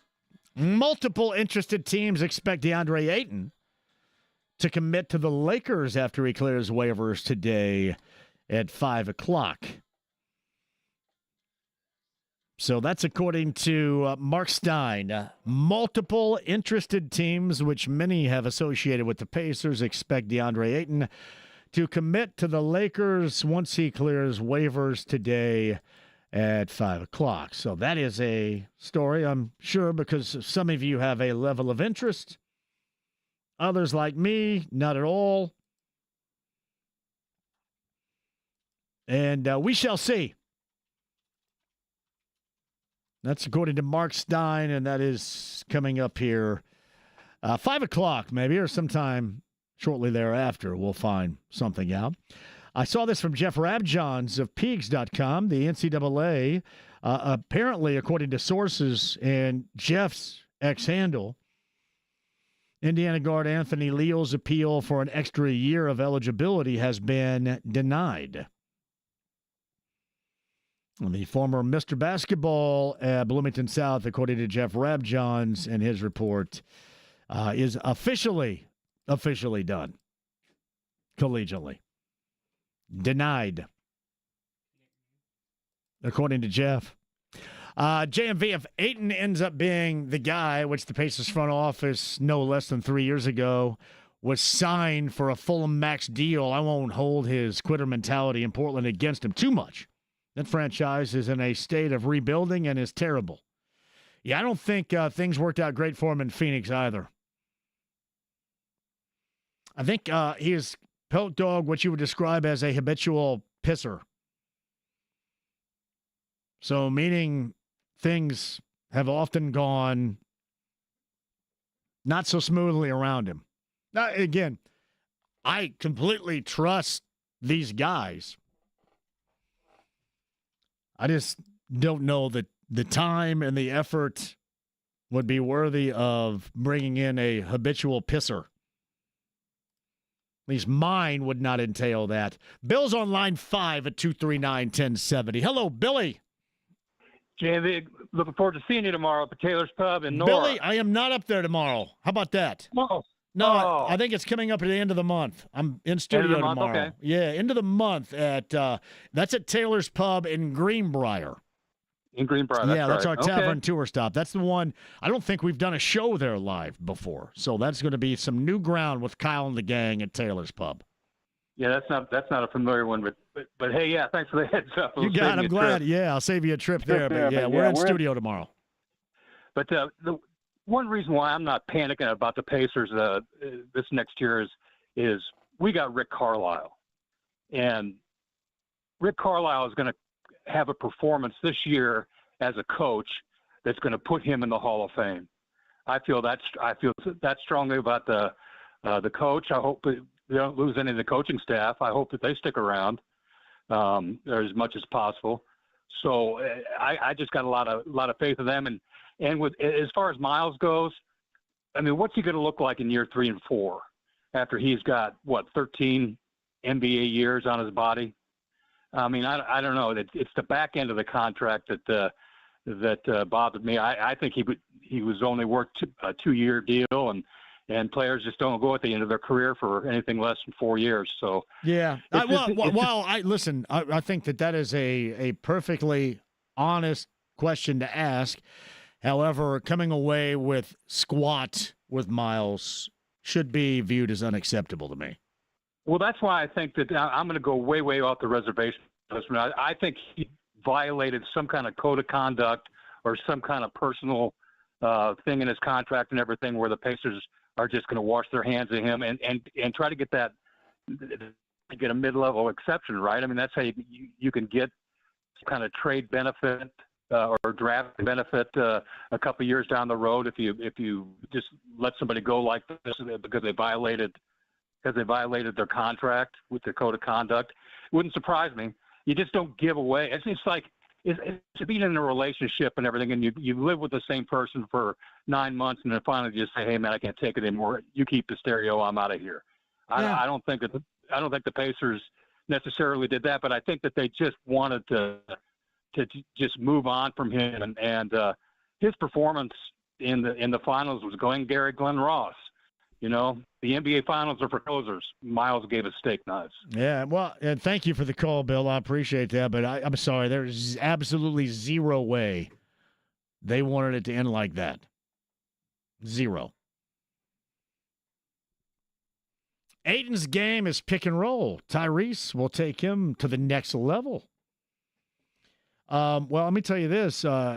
Also, let's say this, William. High ball screen action is what it's about. And while there can be pick and roll, or you can go and dive off a screen, a lot of the success of this Pacers offense was built on what was an option that Myles possesses that Ayton would not in any of his dreams, and that's pick and pop.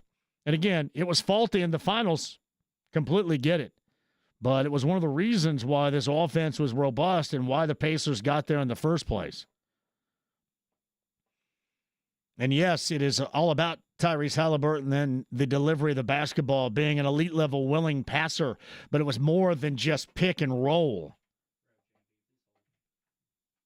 Yeah, the pick and pop, and this is going to be the case with these three dudes that I suggested with Ayton or with anybody right now. The pick and pop from three is not going to be an option as of right now. Not only is it not going to be an option, but you will also see this. If there is a pick and pop, it is going to be kind of whatever. Yeah, nobody's going to fall for that. William, that's a true story. As much as you don't like him, I mean, the other thing you're going to notice as well as we close, we'll get to Bob Kravitz, is you're not getting blocks. Maybe you think that he has declined as a rim protector. But as you see with a lot of players, there is a reputation, and players are aware of that reputation. And when that player is out of the game or when that player is no longer on the team, there is no need to deal with that reputation. And he did get people out of the lane, off the dribble after blowing by their man, and he got that due to reputation. That's a deal. Quick break. We'll come back. Bob Kravitz, Bobby Marks, 5 o'clock hour, Harrah's Leisure Park race of the day. I don't want you to go anywhere. There's zero need for you to. Information coming up that you need. 93.5, 107.5, The Fan.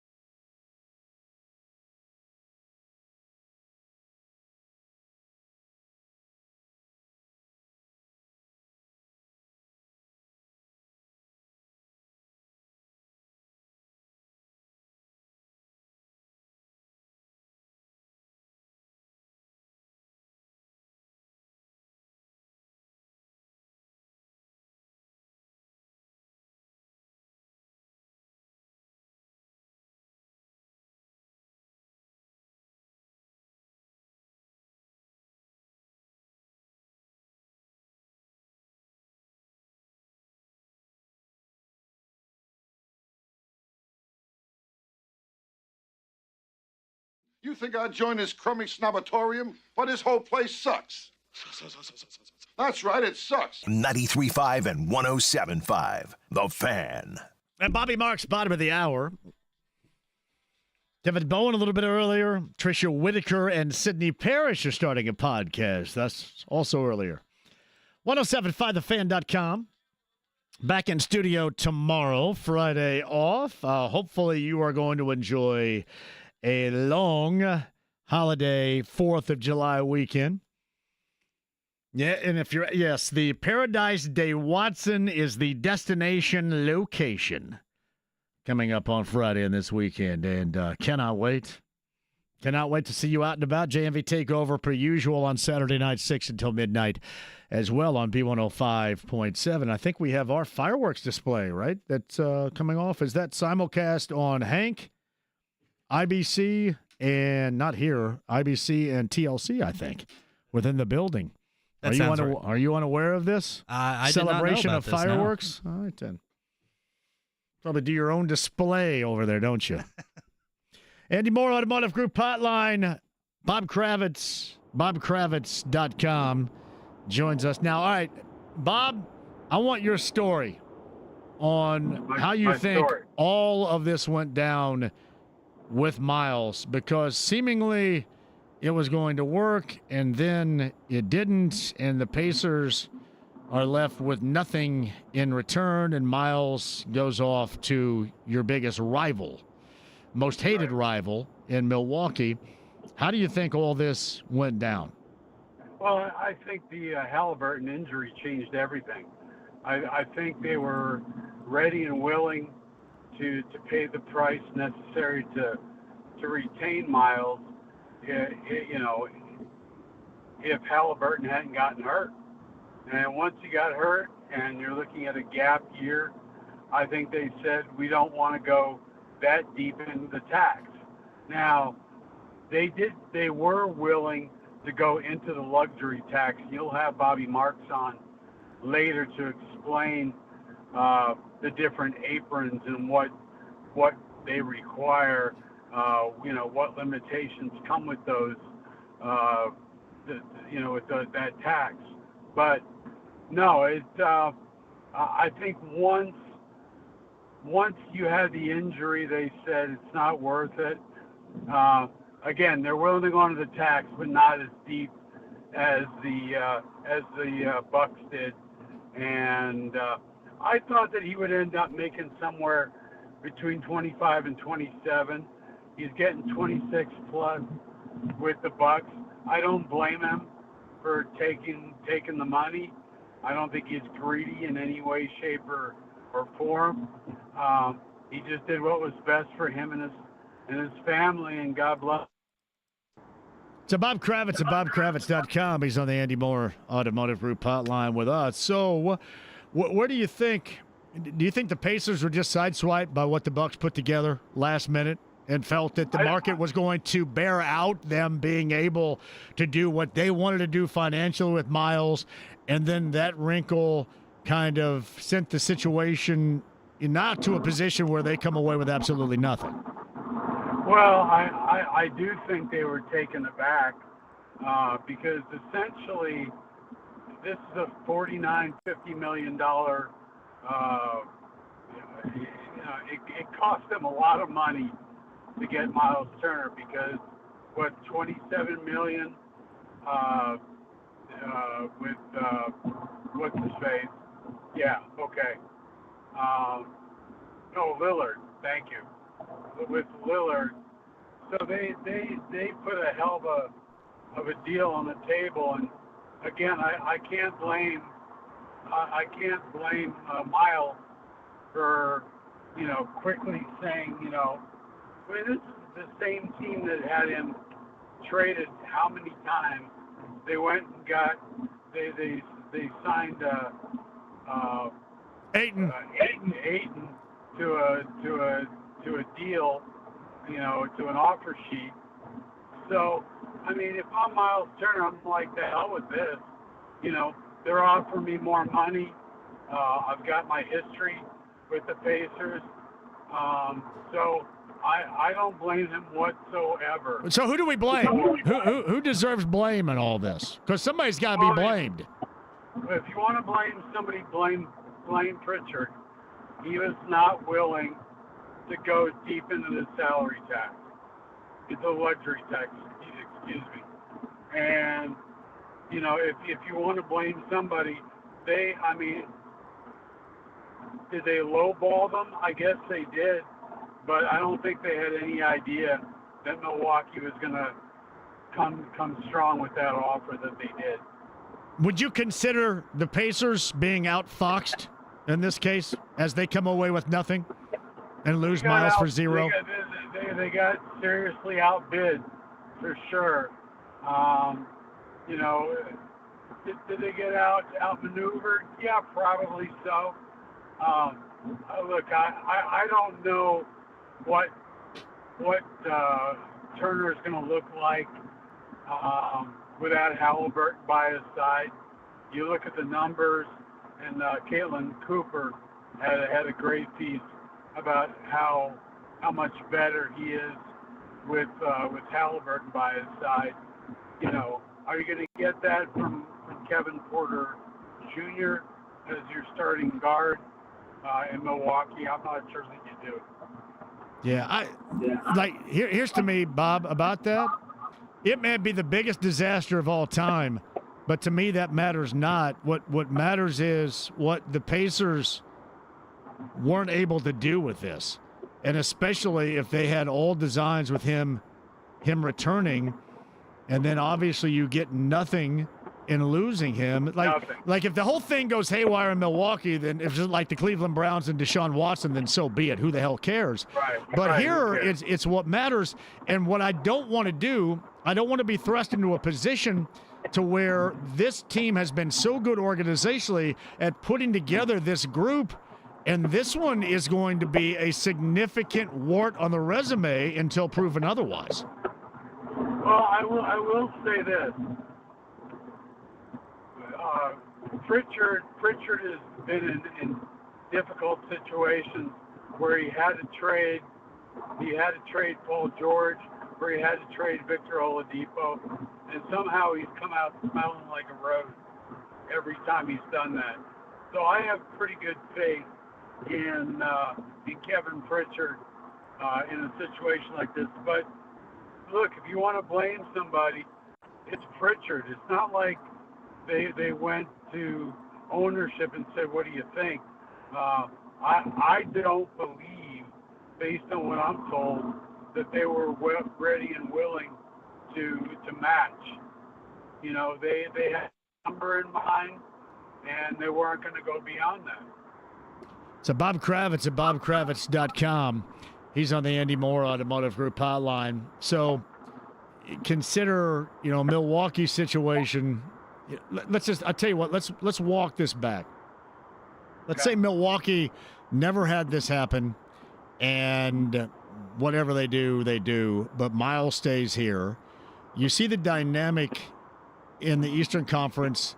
Atlanta's trying to make moves. Orlando's making moves.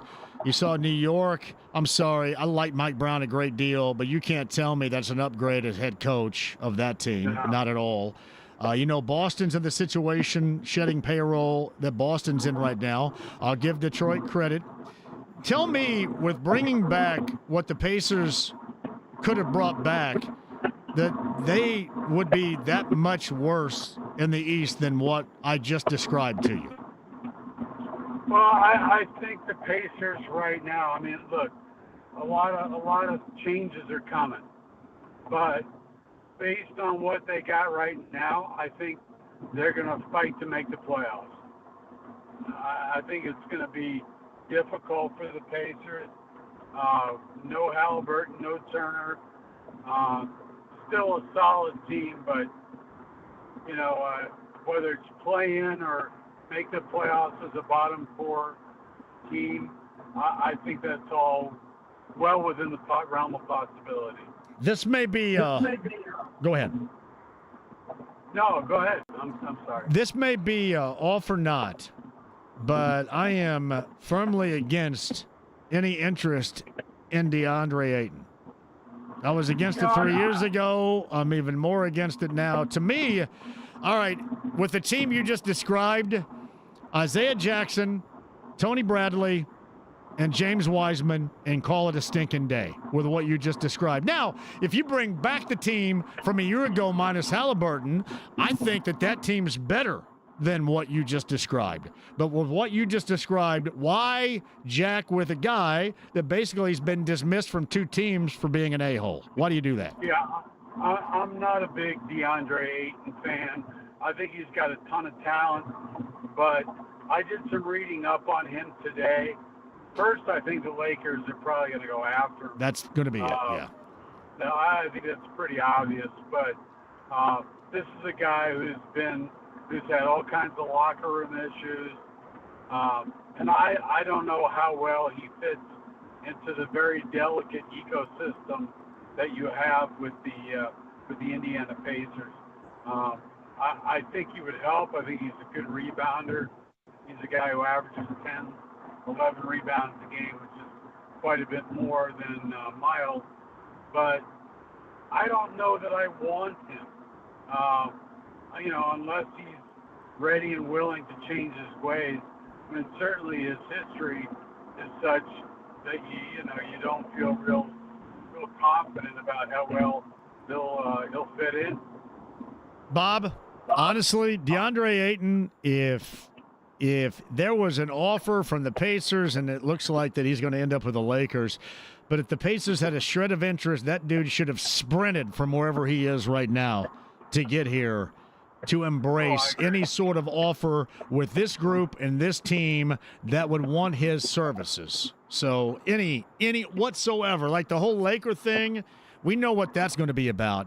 But this, I'm sorry, even with the disappointment we have seen in the past 24 hours, going all the way back to the Halliburton injury, going all the way back to the loss of Game 7 in the NBA Finals, is still with a team that is built around basketball. And if you want to really reclaim any sorts of personality that you feel has been flawed in 2 stops, this would be the place to do it, especially over that in L.A., so that would tell me a lot. He should be like waiting on Pritchard's doorstep if there was any interest there. And I'm sure he's interested in the Pacers because they made him a very rich man, with the offer sheet. So I'm sure he's enthused. I mean, the Pacers, if the Lakers don't go after him, if the Pacers are in position, I'm just not a fan of DeAndre Ayton's game or his attitude. So I'm like you. I'd almost prefer to see them stick with Isaiah Jackson and the rest of that crew. Bob Kravitz of BobKravitz.com. He's on the Andy Moore Automotive Group hotline. All right, we'll see. We'll see what else happens. It's been interesting, if nothing else. It's almost like the Pacers and the Pacer fans paid a penalty for being as good as they were, going all the way to the 7th game of the NBA Finals. It's almost like it's been a penalty. It's a shame, really. I mean, but let's face it, next year is going to be a gap year. But, look, I was looking some stuff up. 2000, when they went to the NBA Finals, they had to rebuild that team. Rick Smith retired, Mark Jackson left. So, I mean, there's no reason why they can't start to rebuild within this championship window. I see no reason why they can't improve. I don't think you tank this year by any stretch of the imagination. It's Bob Kravitz at BobKravitz.com, yeah. Well, we'll find out the particulars here at the bottom of the hour and how things are going to work out with Bobby Marks. Bob, I appreciate that. Have a great, hopefully an off weekend for you as well, and we'll double back and talk to you again soon. Thanks, Bob. Sounds good, buddy. Take care. It's BobKravitz.com on the Andy Moore Automotive Group hotline right there. Yeah, Aiden's game is pick and roll, all right, but it's not pick and pop, and that was a big part about it. Yeah, listen, neither is Isaiah Jackson. Yeah, neither's James Wiseman. Neither's Tony Bradley. I do recognize that. I, again, don't see why you jack with it. But the ability to clear waivers and take on somebody's interest right now is there for DeAndre Ayton. It's something we'll discuss with Bobby Marks coming up at the bottom of the hour. 239-1070 is that number. Give me Brian before we take this break right here. Brian, go ahead. How are you? Hey, JMV. How's it going, brother? Brian, fantastic. What's up, brother? Hey, first of all, commend you, man. You've been doing a great job. I remember you from back in the MPOS days. Yes, sir. With Mark Patrick. Yes, So sir. I enjoyed it very much, Brian. Thank you very much. Doing it for a while. Been listening to you for a while, but I saw something at the end of the Bucks series that caught my attention, and I just wanted to throw it out there that Doc had a mouthful of words for Myles, and I'm wondering if he might have just kind of whispered in his ear that, hey, if the Pacers don't give you what you expect, just let you know we're in. It may not have taken place there, but I bet you for them to go as hard and as focused as they did on Myles with the financial repercussions of the wave and stretch and wave or whatever the hell that thing is with Damian Lillard, I would guarantee that somebody had some conversation. Yeah, there was some dialogue that had to have happened because he would have to have said, yep, that's exactly what I want.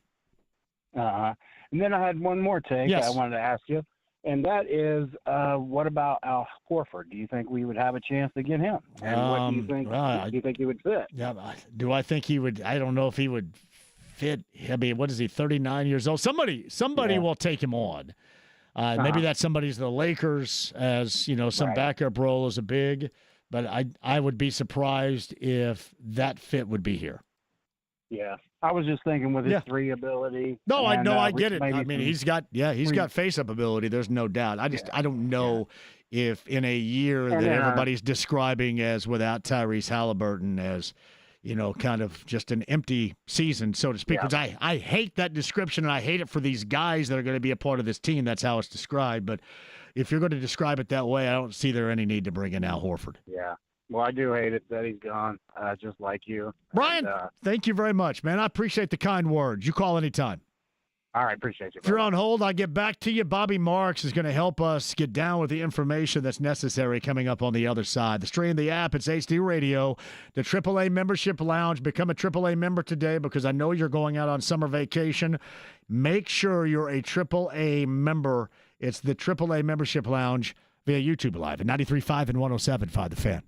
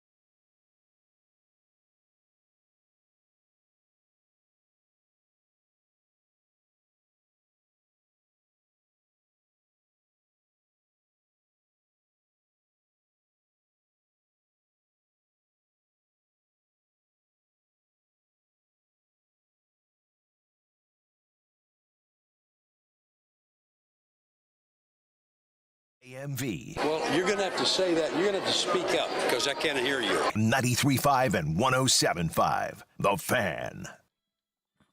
Bob Kravitz a little bit earlier. Tricia Whitaker and Sydney Parish starting a podcast. Also earlier, Kevin Bowen here too. Podcast for this show. 1075thefan.com. One more time in studio tomorrow, and then all for an extended holiday weekend. Friday up until Monday. JMV Takeover on Saturday night, B105.7. Still all requests from 6 until midnight per usual.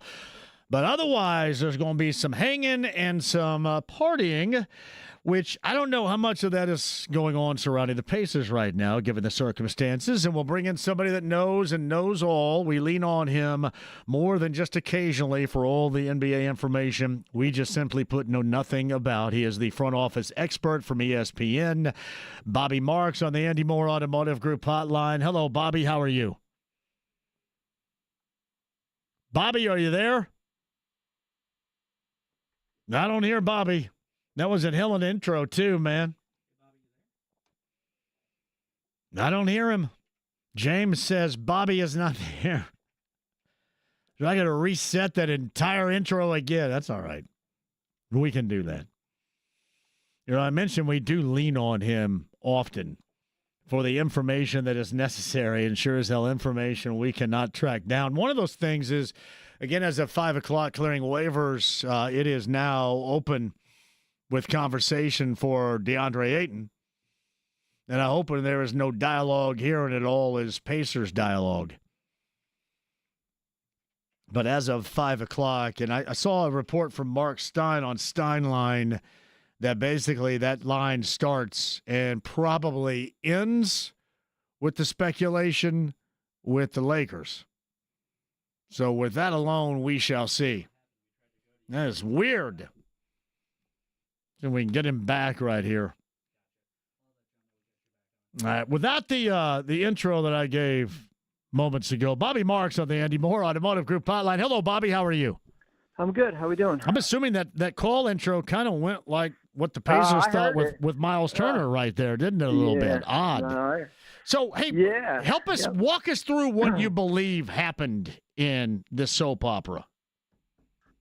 I think probably, excuse me, if you're Indiana, you're probably thinking who we've been against, right? I mean, there was no teams out there that had cap space. You could try to set the market. I know they were willing to go in a luxury tax. You know, it's just a matter of how far they were willing to go in. And, you know, they made Myles an offer, roughly the last offer was 3 for $69, which certainly is fair. And all of a sudden you have Milwaukee come in and use this stretch provision on Damian Lillard, and all of a sudden the Bucks have cap space to sign him outright to a contract that's 4 years, $107 million. And the end result is the Pacers not getting anything in return. And I think that's the thing that stands out to me the most, because this organization, Bobby, has been so good about putting together deals and getting guys and putting together this team. And for them to be kind of left without anything in return is pretty shocking to everybody around here.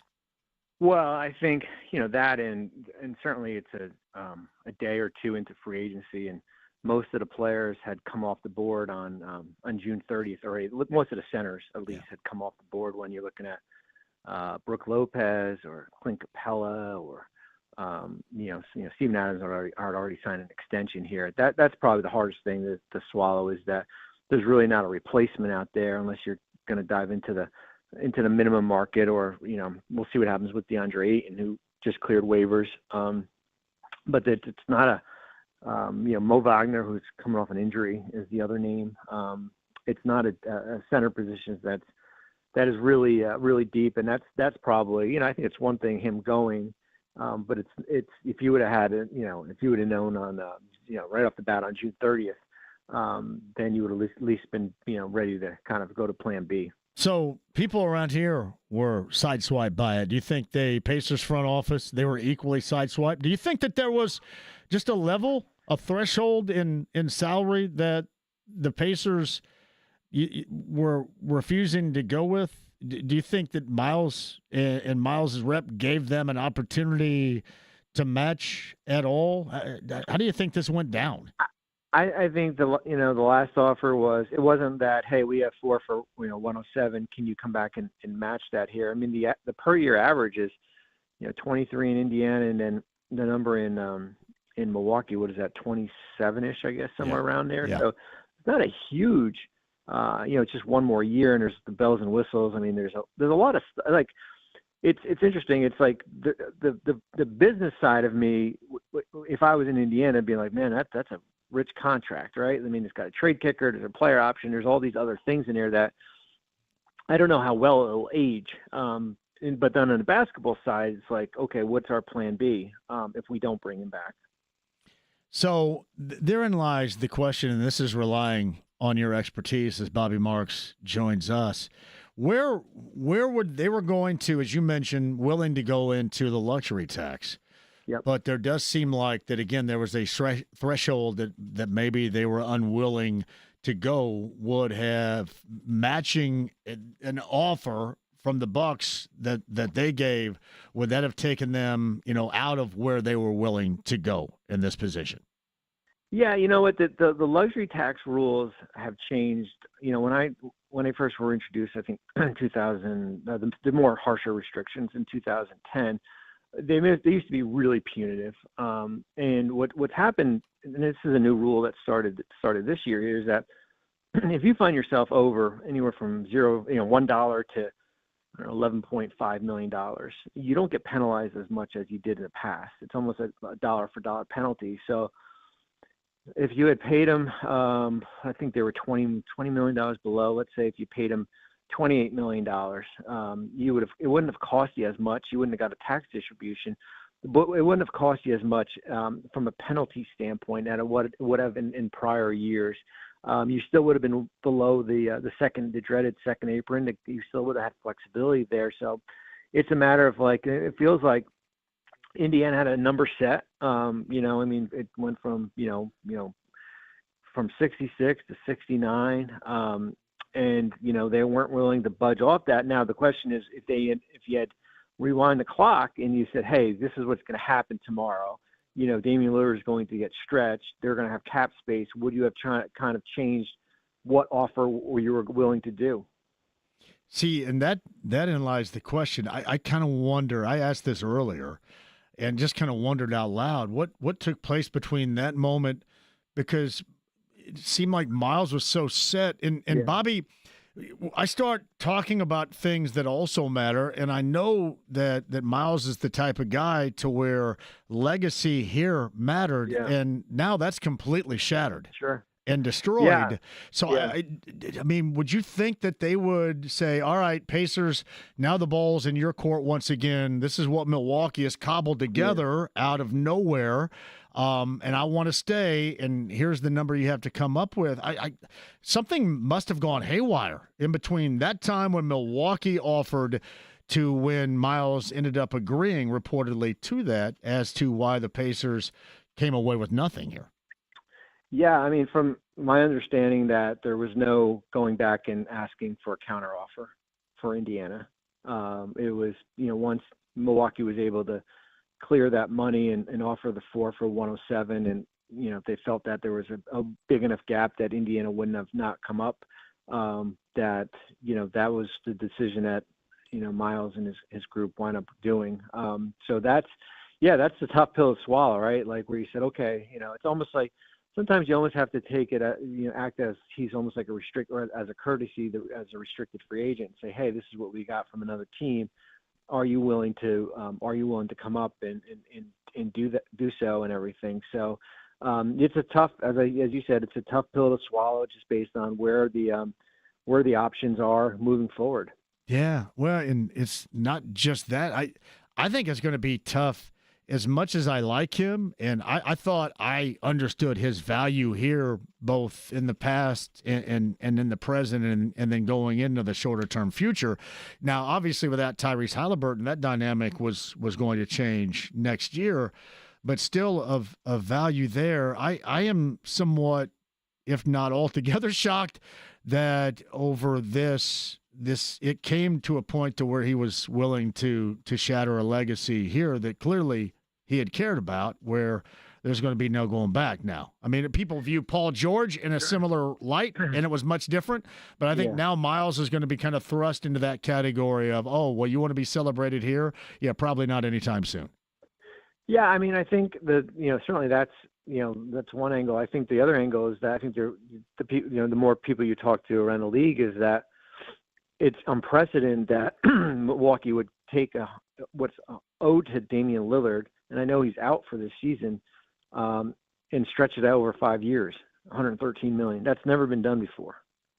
So, and to have a $22.5 million cap hit for the foreseeable future, and I think certainly, I've heard some people say it's reckless, and then I think there's probably a level of desperation too, because you have a Giannis on your roster and you're trying to figure out everything, and that's probably I don't want to say Indiana got caught off guard because they have their cap guys and that front office is one of the best out there and stuff like that. But even us in the public, and I analyze this stuff, it's like, they're, when you say, hey, he's signing there for whatever, 24, 25 million, you're like, well, who is it?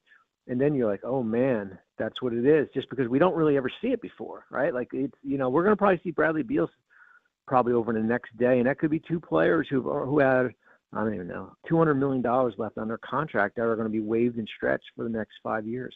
Yeah, that is. So, I mean, I guess it's a situation you'd never seen before. So there's not, because I guess, Bobby, I've sat around here and wondered why they weren't more prepared, because you mentioned this is a good front office that's been prepared and put together a terrific team-oriented product.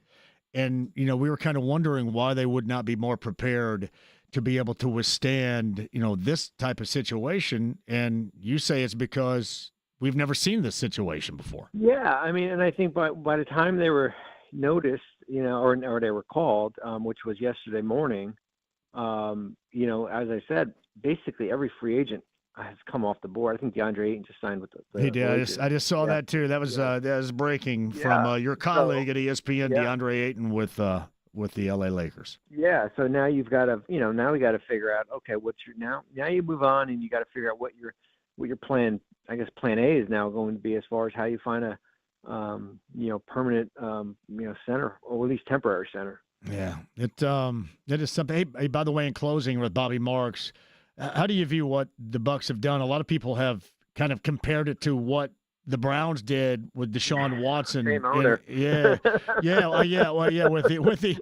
NFL. Is there a comparison to be made there? And I'm assuming that Giannis had to have some sort of dialogue as to what he wanted out of this, and Myles was somebody that he wanted. I don't know. I mean, regarding Giannis, I think Giannis. I don't think if you're a player, you want to be in a position where you're trying to pick the roster. I think you certainly have an idea of what you're trying to do. Yeah, I mean, listen, Milwaukee is in a tough spot. I just did a hit on SportsCenter, and I heard everyone reckless and that's all these different words, and what I said was, everyone builds rosters in like a 3-year with a 3-year window. I mean, that's how you're supposed to do it. And for Milwaukee, it's like day to day, right? Like you're trying to figure out, how do I maximize the window for Giannis right now? And their day to day is basically taking, saying, okay, we have an injured player.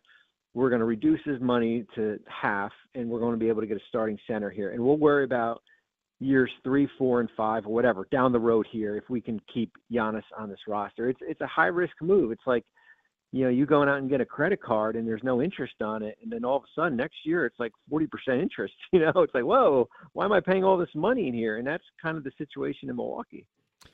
It definitely is. Pacers have any options moving forward at all that you think are feasible? Yeah, I mean, they still have the big non-tax ML, which is $14 million. The good thing with that, though, it's not just a signing mechanism anymore. You're allowed to acquire players into that. That changed a year ago, so you can use that as a kind of a bigger trade exception to see what's going to be out there. And I haven't really looked yet as far as who would maybe potentially fit within that number. So Bobby Marks, you can find him on ESPN. As he mentioned, he just did a hit on SportsCenter. Always a valuable resource for us here. Hey, thanks for walking us through this, and we'll see what the hell happens here further. Sounds good. Good talking with you. Yeah, right back at you. Bobby Marks of the Andy Moore Automotive Group hotline off the SportsCenter set, and DeAndre Ayton is a Laker. Quick break. We'll come back. Thoughts on that and the Harrah's Hoosier Park Race of the Day winner coming up next.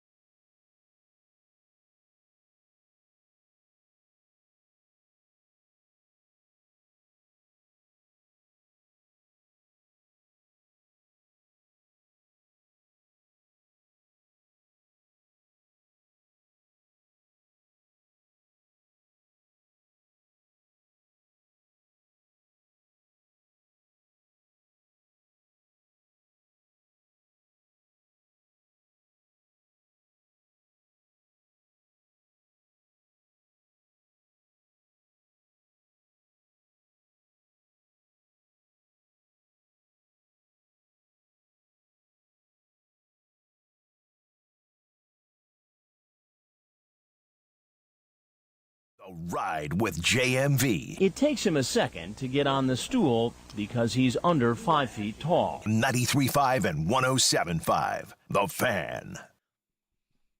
Harris Hoosier Park race of the day. Chris Baxter with Bold Era. Paid $3.80 on a $2 bet. $2 exacta, 17.20, 50-cent trifecta, $11.85. Chris Baxter, 50 in betting, 50 in dining.